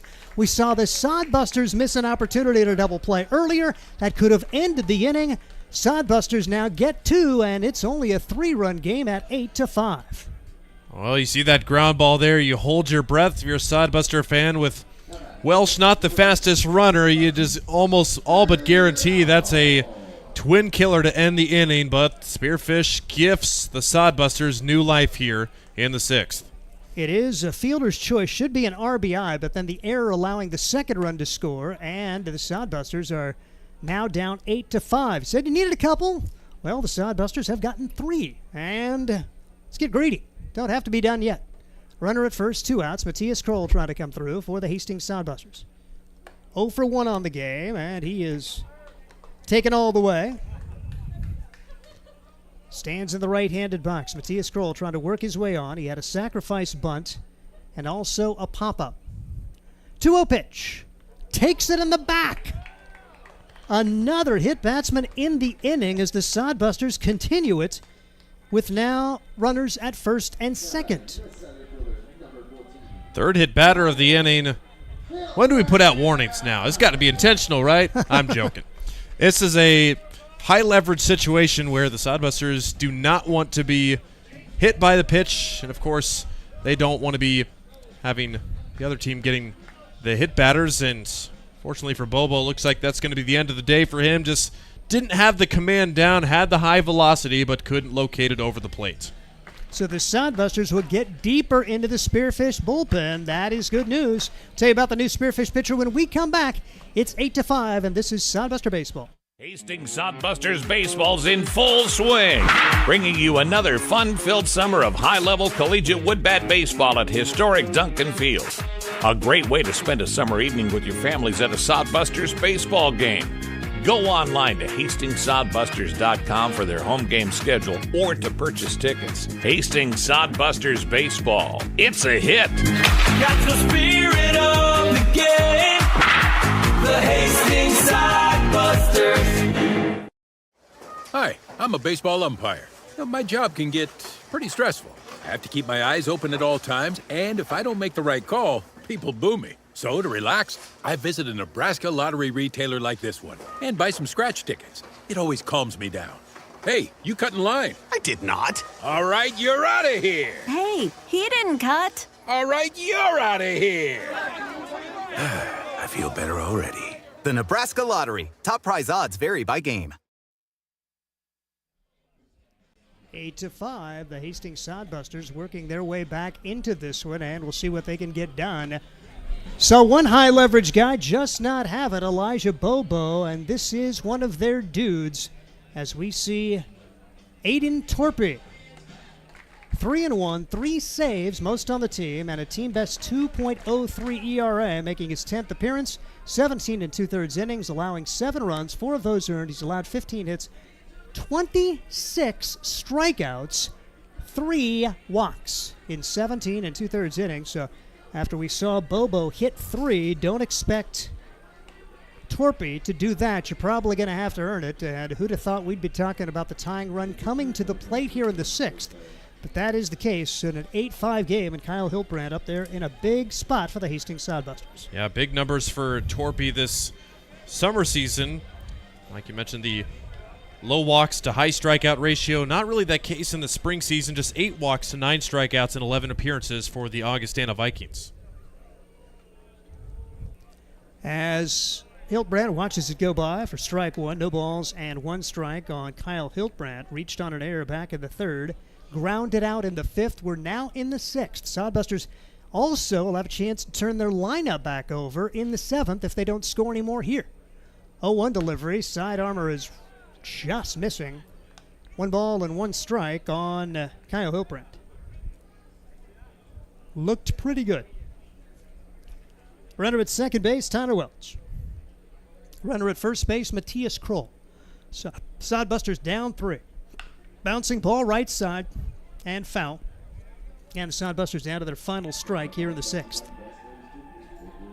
A walk for Gill, a hit batsman, fielder's choice, RBI single for Josh Printer, then hit batsman, fielder's choice grounder to bring home a run, and another hit batsman. Sodbusters need that big hit to really put the exclamation point on this 1-2 pitch. Bouncing ball, good spoil there for Kyle Hiltbrand. That has got to be a tough one to get a piece of. And he broke his bat. That's how tough it is, as it's in 2 pieces. I want to say that I wondered how many of these guys have really faced a legit submarine sidearm pitcher like Torpy here, and that can happen sometimes when it's coming in right at you. You hit it off the wrong part of the bat and busted lumber. Seen a lot of guys from all over the country, and Sydney, Australia, the home of Aiden Torpy. 1 ball, 2 strikes, 2 outs. Torpy brings it home. Whew, pretty good. Tough take for Kyle Hiltbrand, but it drops below the zone, and now it's 2-2. Hiltbrand trying to continue the inning. Sodbusters have done what they needed to this inning to at least get 3 on the board and give themselves a fighting chance heading into the 7th. 2-2 pitch. Foul ball. Really good battle going on here between Torpy and Kyle Hiltbrand. This is going to be the 7th pitch of the at-bat to Kyle Hiltbrand for the Hastings Sodbusters. Out of the stretch, Torpy trying to get out of difficulty with no more damage done. 2-2 delivery, swing and a miss. Torpy wins the battle. But the Sodbusters do get 3 on just 1 hit. It was an error, and 2 men left. We head to the 7th, 8-5 Spearfish. This is Sodbuster Baseball. Make your next pit stop at the Coach's Corner, a friendly staff and a deep lineup of snacks. You can find Coach's Corner in North Hastings on Osborne Drive East. More than just a gas station, Coach's Corner is the place to get delicious pizza made fresh for you and your family. Don't take our word for it. It's so good it'll be featured at selected Sodbuster home games this season. For a convenient and clean experience, be sure to check out the new convenience store in North Hastings, Coach's Corner. Hastings College has reimagined everything. As a sophomore, you'll spend part of a semester studying abroad, and they'll cover the cost. Recognizing it's a digital world and how you learn, they'll give you an iPad Pro and Apple Pencil, tools that'll help you engage, whether you're on campus or in Paris, plus internship opportunities and professors who mentor you. Hastings even provides books. At Hastings College, you'll go somewhere. Go to hastings.edu/discover for more. Head of the 7th inning, Sodbusters trying to put up a 0 here as they trail it by a score of 8-5, and we'll see what they can get done with Fred Juden. Juden gave up, say, a soft run. It really wasn't Fred's run last inning, but they had a fly ball to the outfield that the Sodbusters had a little miscommunication on. It's technically an earned run, although Fred made a good pitch and just couldn't retire to the out there. Had a couple of those situations in the game, really uncharacteristic. And overall, you look at the Sodbusters pitching line, 11 strikeouts, just 3 walks. They've allowed only 6 hits. But errors and a couple of errors of omission have hurt. And we head to this 7th inning, trying to put a 0 on the board and give the Sodbusters a chance. They'll have the top of their order coming up in the 7th. As The contest is taking some time today. I think we forgot to start the timer there. All right. So we will see Seth Nelson trying to get things started. He has scored a couple of runs today.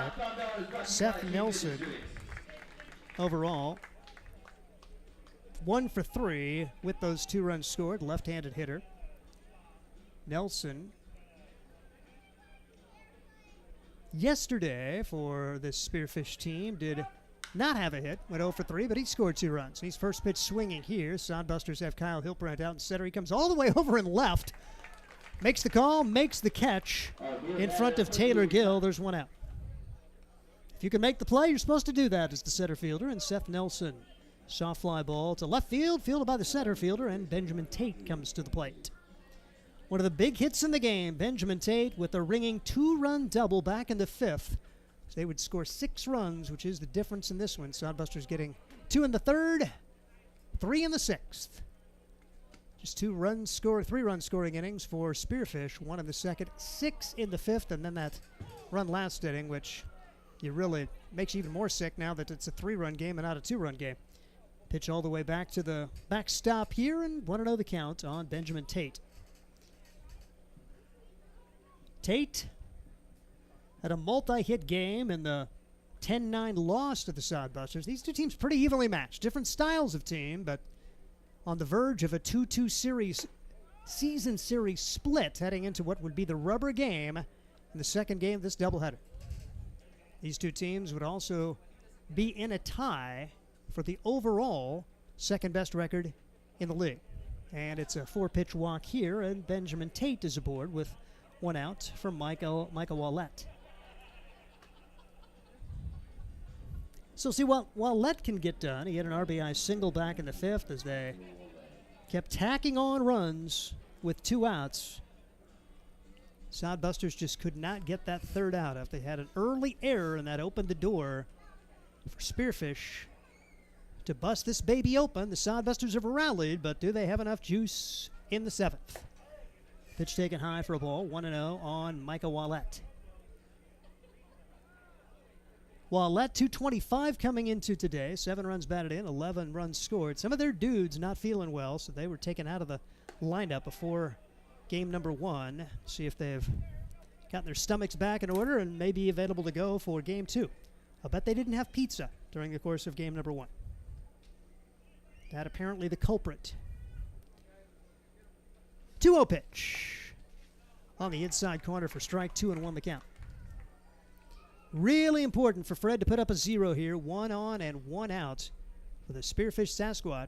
Like this uni combo. Got a little powder blue in their Sasquatch in the front, but silver numbers, black jerseys, and really sharp, really easy to read. Stolen base as Seth Nelson takes it without a throw. Pitch was high, and Kroll did a good job just to keep it in front. And 3 and 1 the count. Fred in danger of walking back-to-back batters after he got that first pitch fly out to center. 3-1 pitch on the way. High for ball 4. And when Fred gets issues, it's being high out of the zone. And now back-to-back walks, and Lane Syme will try to make it hurt as we see a pitching change coming. Scott Galusha has made the call to the pen. We'll tell you about the new Hastings pitcher when we come back. It's 8-5 Sasquatch, and this is Sodbuster Baseball. Hastings Sodbusters Baseball's in full filled summer of high-level collegiate wood bat baseball at historic Duncan Field. A great way to spend a summer evening with your families at a Sodbusters baseball game. Go online to HastingsSodbusters.com for their home game schedule or to purchase tickets. Hastings Sodbusters Baseball. It's a hit. Got the spirit of the game. The Hastings Sodbusters. There's nothing like relaxing on a summer day. Nothing like taking in a Hastings Sodbuster baseball game. And there's nothing like an ice-cold Pepsi to make the day perfect. Pepsi Cola of Hastings wants to make your nothing like be the best day it can be, whatever the occasion. Enjoy your favorite refreshing Pepsi product throughout the Sodbuster season and make your nothing like memories. Pepsi Cola of Hastings, a proud sponsor of Hastings Sodbuster Baseball. Soundbusters go to the bullpen. We thought we may see Dino Morales in a potential save situation, but he has to come in and try to keep it a 3-1 game here in the top of the 7th.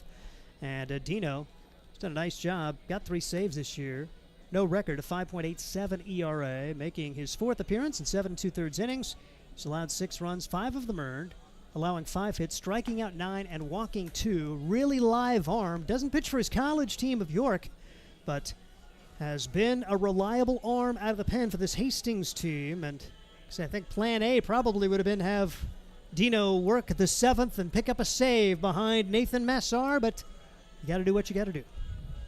Yeah, and Dino's going to be called upon in this situation. Like you said, we didn't expect him to come on, but just no choice but to get Fred Juden out of the game, and didn't have the command that he wanted to today. And with this still being a manageable game, 3 runs only separate these two teams. You want to get a 0 here, get a final 2 outs, and give your guys a fighting chance. And hell, like you even said, Dino may even give you a double play ball right here, and you could use him for the next game with a couple quick pitches. Nathan Massar lifted after 3 innings. He had elbow tightness, but he was cruising right along, allowing 1 run on just 1 hit, striking out 6. Michael Handa deserved better in his 2 innings. 6 runs, only 2 earned, and he would be the losing pitcher. Dino Morales set to go, and first pitch is high and out of the zone on Lane Syme. Syme walked and scored a run. His last time up, actually in the 5th, and then he ended the inning with a strikeout later in the 5th as they sent 10 men to the plate. He's also popped up to the first baseman. 1-0 the count as Dino Morales has runners at first and second and 1 out. And misses here, ball 2. 2-0 the count on Syme. Montana State Billings guy from Great Falls, Montana. One of the guys who hit 3 home runs this year for this Sasquatch team, as they have had their share of home runs, 23 of them on the season. 2-0 pitch. Foul back, 2-1. Hastings Sodbusters have 4. I mean, one of the difference, of course, the park, but Spearfish has guys who look like they can hit home runs. Sodbusters building their team around speed and defense because they play most of their games here at Duncan Field. Spearfish, a different animal. 2-1 pitch on the way. Beauty, off speed, 2-2 on Lane Syme. Took something off of that one, and Lane Syme way out in front. Dino Morales trying to get out of this with no damage done. 8-5, last chance for the Sodbusters coming up in the bottom of the 7th. Will they be down 3 or more? Pitch taken high, 3-2 as Dino went to that little double clutch with the right foot. Trying to ruin the rhythm of Syme, but didn't get close enough to prompt a swing and a miss. 3-2 now on Syme. And Dino Morales brings it home. Curveball, strike 3. Syme swings over the top of that one, and a strikeout for Dino Morales. 2 outs in the inning with Matthew Gonzalez coming to the plate. Excellent location, a 3-2 breaking ball, and most hitters not expecting that there. Dino places it perfectly in a big second out. Sodbusters trying to get the final out here. The person of Gonzalez had the key at bat in that 5th inning. Put in play what we thought was going to be a double play ball. Turned into an error. The Sodbusters didn't get any outs. Had left at first and second and no one out in the 5th. And Sasquatch would take advantage and score a half dozen in the inning. 0-1 the count now on Gonzalez. Walked his last time up. He scored 2 of their 8 runs today. Dino Morales brings home the 0-1 pitch. Taken high. Pick play back to first. Safe. Borgman was heading to the dugout. Really nice toss from Matthias Kroll, but sliding it apparently under the tag, Wallet. And Gonzalez has a 1-1 count his way. A perfect ball to throw for Kroll as the left-handed batter's box empty, so made a good, strong one down to Borgman, who was headed to the dugout. 1-1 delivery. Curveball lofted high in the air to right field. Sawyer Duddleston over in the gap and will make the catch. So the Spearfish Sasquatch threatened but do not score. Last chance coming up for Hastings. It's 8-5. Spearfish. This is Soundbuster Baseball. Core CPAs is your locally owned, full-service accounting firm. Our team of professionals have years of accounting experience and focus on building in-depth relationships with our clients. Our comprehensive and customized solutions are tailored to your specific needs. We pride ourselves in our commitment to integrity, objectivity, and professionalism.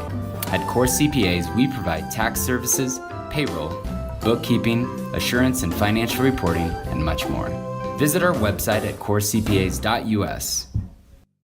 Sodbuster Baseball is sponsored by Jerry Spady Chevrolet GMC. It's one of the many ways Jerry and Greg Spady, along with their families and employees, have proudly embraced a passion for giving back to the community. The folks at Jerry Spady Chevrolet GMC realize the importance of enriching and improving the lives of their neighbors. They've accomplished this through philanthropy and active personal involvement. Featuring the top new and used inventory in the region and a certified service department, Jerry Spady Chevrolet GMC, 2750 Osborne Drive East in Hastings, or at spady.com.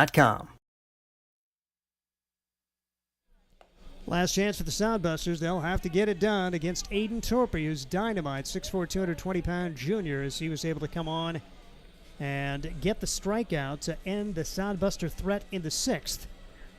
While the Hastings Soundbusters will have the top of the order just where you want to be, down 3. How about a 4 spot and walk it off?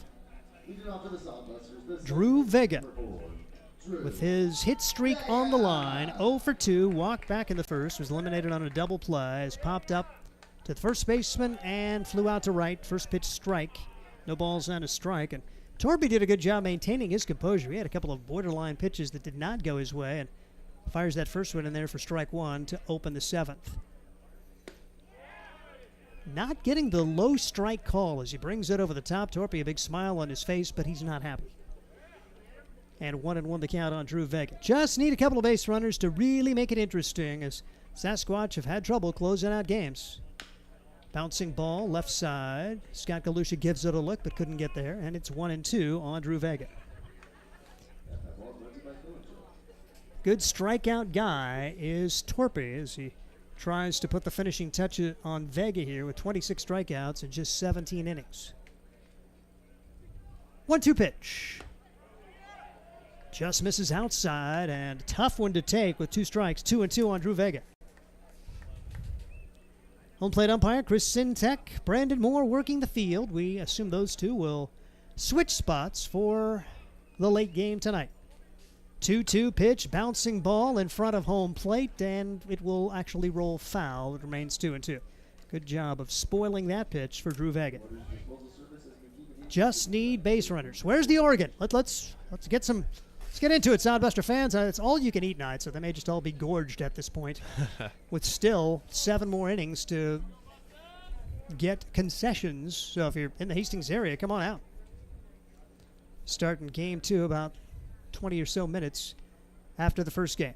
2-2 pitch. Vegas spoils another one. It's still 2-2. We talked about the fact Dino Morales, if he could maximize his pitches, maybe he would be available in the second game. Just 9 pitches thrown for Dino Morales. So you would think if they need him in a late game, high leverage situation, he would be available. Interesting to see that lineup, but will Dino be playing third base? 2-2 pitch on the way. Bouncing ball left side. The third baseman charges, sets, throws in time. A big first out as Benjamin Tate had to put it on the money. Vega can run well, and a 5-3 putout will put Taylor Gill at the plate with nobody on. It doesn't get any closer than that. The gun from Tate at third base, and that lets a little bit of air out of the balloon of the Sodbusters in their final chance here.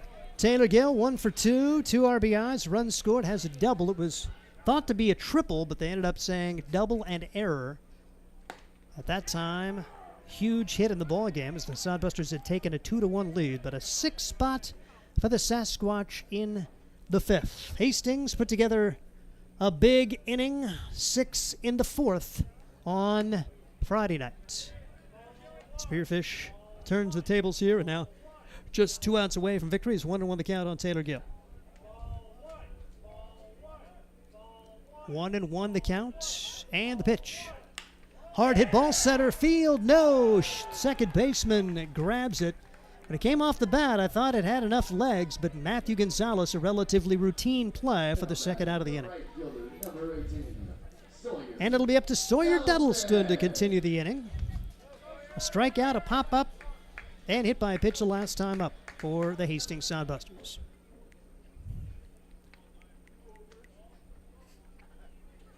And takes this one off the backside. 2 more hit batsmen for Sawyer Duddleston as he is dominating the Sodbusters in that category this year. You need a few more base runners to really make it interesting, but there is a 2-out base runner now, and we'll see Bryce Ronkin trying to keep the game going. I think we need to get Duddleston through an airport security scanner. He might have a magnet inside of him somewhere that he doesn't know about. And just Conley takes first base, and Sodbusters just 3 hits in the game. They've been out hit 6-3, trail at 8-5, pitch across for a strike on Ronkin. Bryce Ronkin 1 for 3 with a run scored for the Hastings Sodbusters. The only extra base hit, that aforementioned double off the bat of Taylor Gill in their 3 hits. Blew it right by Ronkin. He's down to the count. Trying to stay alive here. Sodbusters down to their final strike, trailing at 8-5 in the 7th. Sodbusters won 9-5 in the series opener on Friday. A rain out yesterday. 0-2 pitch, way outside. 1-2 on Bryce Ronkin. Josh Printer hoping to get an at-bat here in the 7th. Torpy seemingly very relaxed. Does not seem under any duress as he's set to go for the 1-2 pitch. He is just not getting many called strikes. And Torpy doesn't show his frustration. Done a nice job just getting out and throwing the next pitch. 2-2. Don't know how you lay off that if you're Bryce Ronkin. 2-2 with 2 outs. Duddleston at first. And the pitch. Bouncing ball, foul. As Ronkin got around on it and spoils it for a foul ball. Here's some of the fans trying to will the Sasquatch pitcher into losing his command there. But now silent after the foul ball. 2-2 with 2 outs. Bottom of the 7th. Last chance for the Sodbusters. Torpy out of the stretch. The pitch. Line drive. Caught. Shortstop. Couple of pretty well-struck balls here in the 7th inning. But Daniel Cook takes care of Bryce Ronkin, and the Sodbusters come up short by a score of 8-5. We'll wrap up our first broadcast right after this. This is Sodbuster Baseball. There's nothing like relaxing on a summer day. Nothing like taking in a Hastings Sodbuster baseball game. And there's nothing like an ice-cold Pepsi to make the day perfect. Pepsi Cola of Hastings wants to make your nothing like be the best day it can be, whatever the occasion. Enjoy your favorite refreshing Pepsi product throughout the Sodbuster season and make your nothing like memories. Pepsi Cola of Hastings, a proud sponsor of Hastings Sodbuster Baseball. Dog Roll Patrol provides reliable and professional pet waste management services in the Hastings area. Hire Dog Roll Patrol today and spend more time enjoying your furry friends and less time cleaning up after them. Depending on your location and number of pets, Dog Roll Patrol will work with you to come up with a schedule that best fits your situation. Dog Roll Patrol takes great pride in their work. Family owned and operated out of Hastings. Get a free quote and details on the services at dogrollpatrol.com. Hastings Sodbusters come up short today, 8-5. Spearfish with the win. Game 2 going to be coming up, and just 3 hits and 2 errors for the Hastings Sodbusters. Those 2 numbers just don't calculate to wins very many times. And the Hastings Sodbusters with 5 runs, 3 hits, 2 errors. Spearfish 8 runs, 6 hits, 3 errors. As the Sodbusters getting a really good start from Nathan Massar, but he had to leave with tightness in his elbow after 3 innings. It allowed only 1 hit, striking out 6 and walking 1. Certainly not plan A today. Went to Michael Hanna, who threw well enough but didn't have much help behind him. Allowed 6 runs, just 2 of those earned. 4 hits, struck out 2 and walked 1. Fred Juden an inning into third with 1 run on 1 hit. Striking out 3 and walking 3. And Dino Morales coming on to get the final couple of outs as he was able to strike out 1. And the offense, just not much. Taylor Gill, double, 2 runs batted in, and a run scored for the Sodbusters. 1 for 4 for Bryce Ronkin with a run scored. Josh Printer, 1 for 3, an RBI and a run scored. Tyler Welch had an RBI and a run scored, went 0 for 2 in the game, and a run scored for Kyle Hiltbrandt. That is it for Hastings. And for the Sasquatch, getting a quality start from Cade Bleeker. Bleeker going 5 innings, allowing 2 unearned runs, striking out 1 while walking 3. Really tough day for Elijah Bobo as he last 2/3 of an inning hit 3, walked 1, allowed 3 runs, 2 of them earned, but their guy getting it done with the final inning and a third as Aiden Torpy able to strike out 1 and did not allow a hit. And just a tough day for the Hastings Sodbusters, right? And like you said, I mean, a lot of the runs coming for Spearfish in that 1 inning, even though they only had 6 hits as well, but it's a streaky team, and like we mentioned, a lot of their guys, they were not feeling well. We'll see if they are in the lineup, but the Sodbusters not having some of their big guys in the lineup too, probably saving them for game 2, so expect to see a very different game in this second game, just on the losing end of this one. The offense a little streaky in those a couple of innings, the 2-run 3rd inning and the 3-run 6th inning, but just need to be overall a little bit more consistent against this dynamite Spearfish team. And huge game. The season series now tied at 2. We told you about the fact now they have the same overall record. I know you don't look ahead to the end of the year, but this could be a huge game in terms of winning the season series. And this series in particular, as we'll have a fun one and probably a lot of passion on both sides, knowing the importance of this one. You bet. So that'll do it for our cast. We're going to open up a new stream and have Game 2 of the doubleheader very shortly. Big day to Mason Hendricks for Ryan Valenta. Final score, once again, it was Spearfish 8, Hastings 5, and this is Sodbuster Baseball. Catch the spirit of the game. The Hastings Sodbusters. Get the ultimate fan experience at a Hastings Sodbuster game this summer. Enjoy high-level collegiate summer woodbat baseball at the beautiful and historic Duncan Field in Hastings. Baseball and a whole lot more. Affordable family fun. That's what the Sodbusters and the Independence League are all about. Sodbuster Baseball.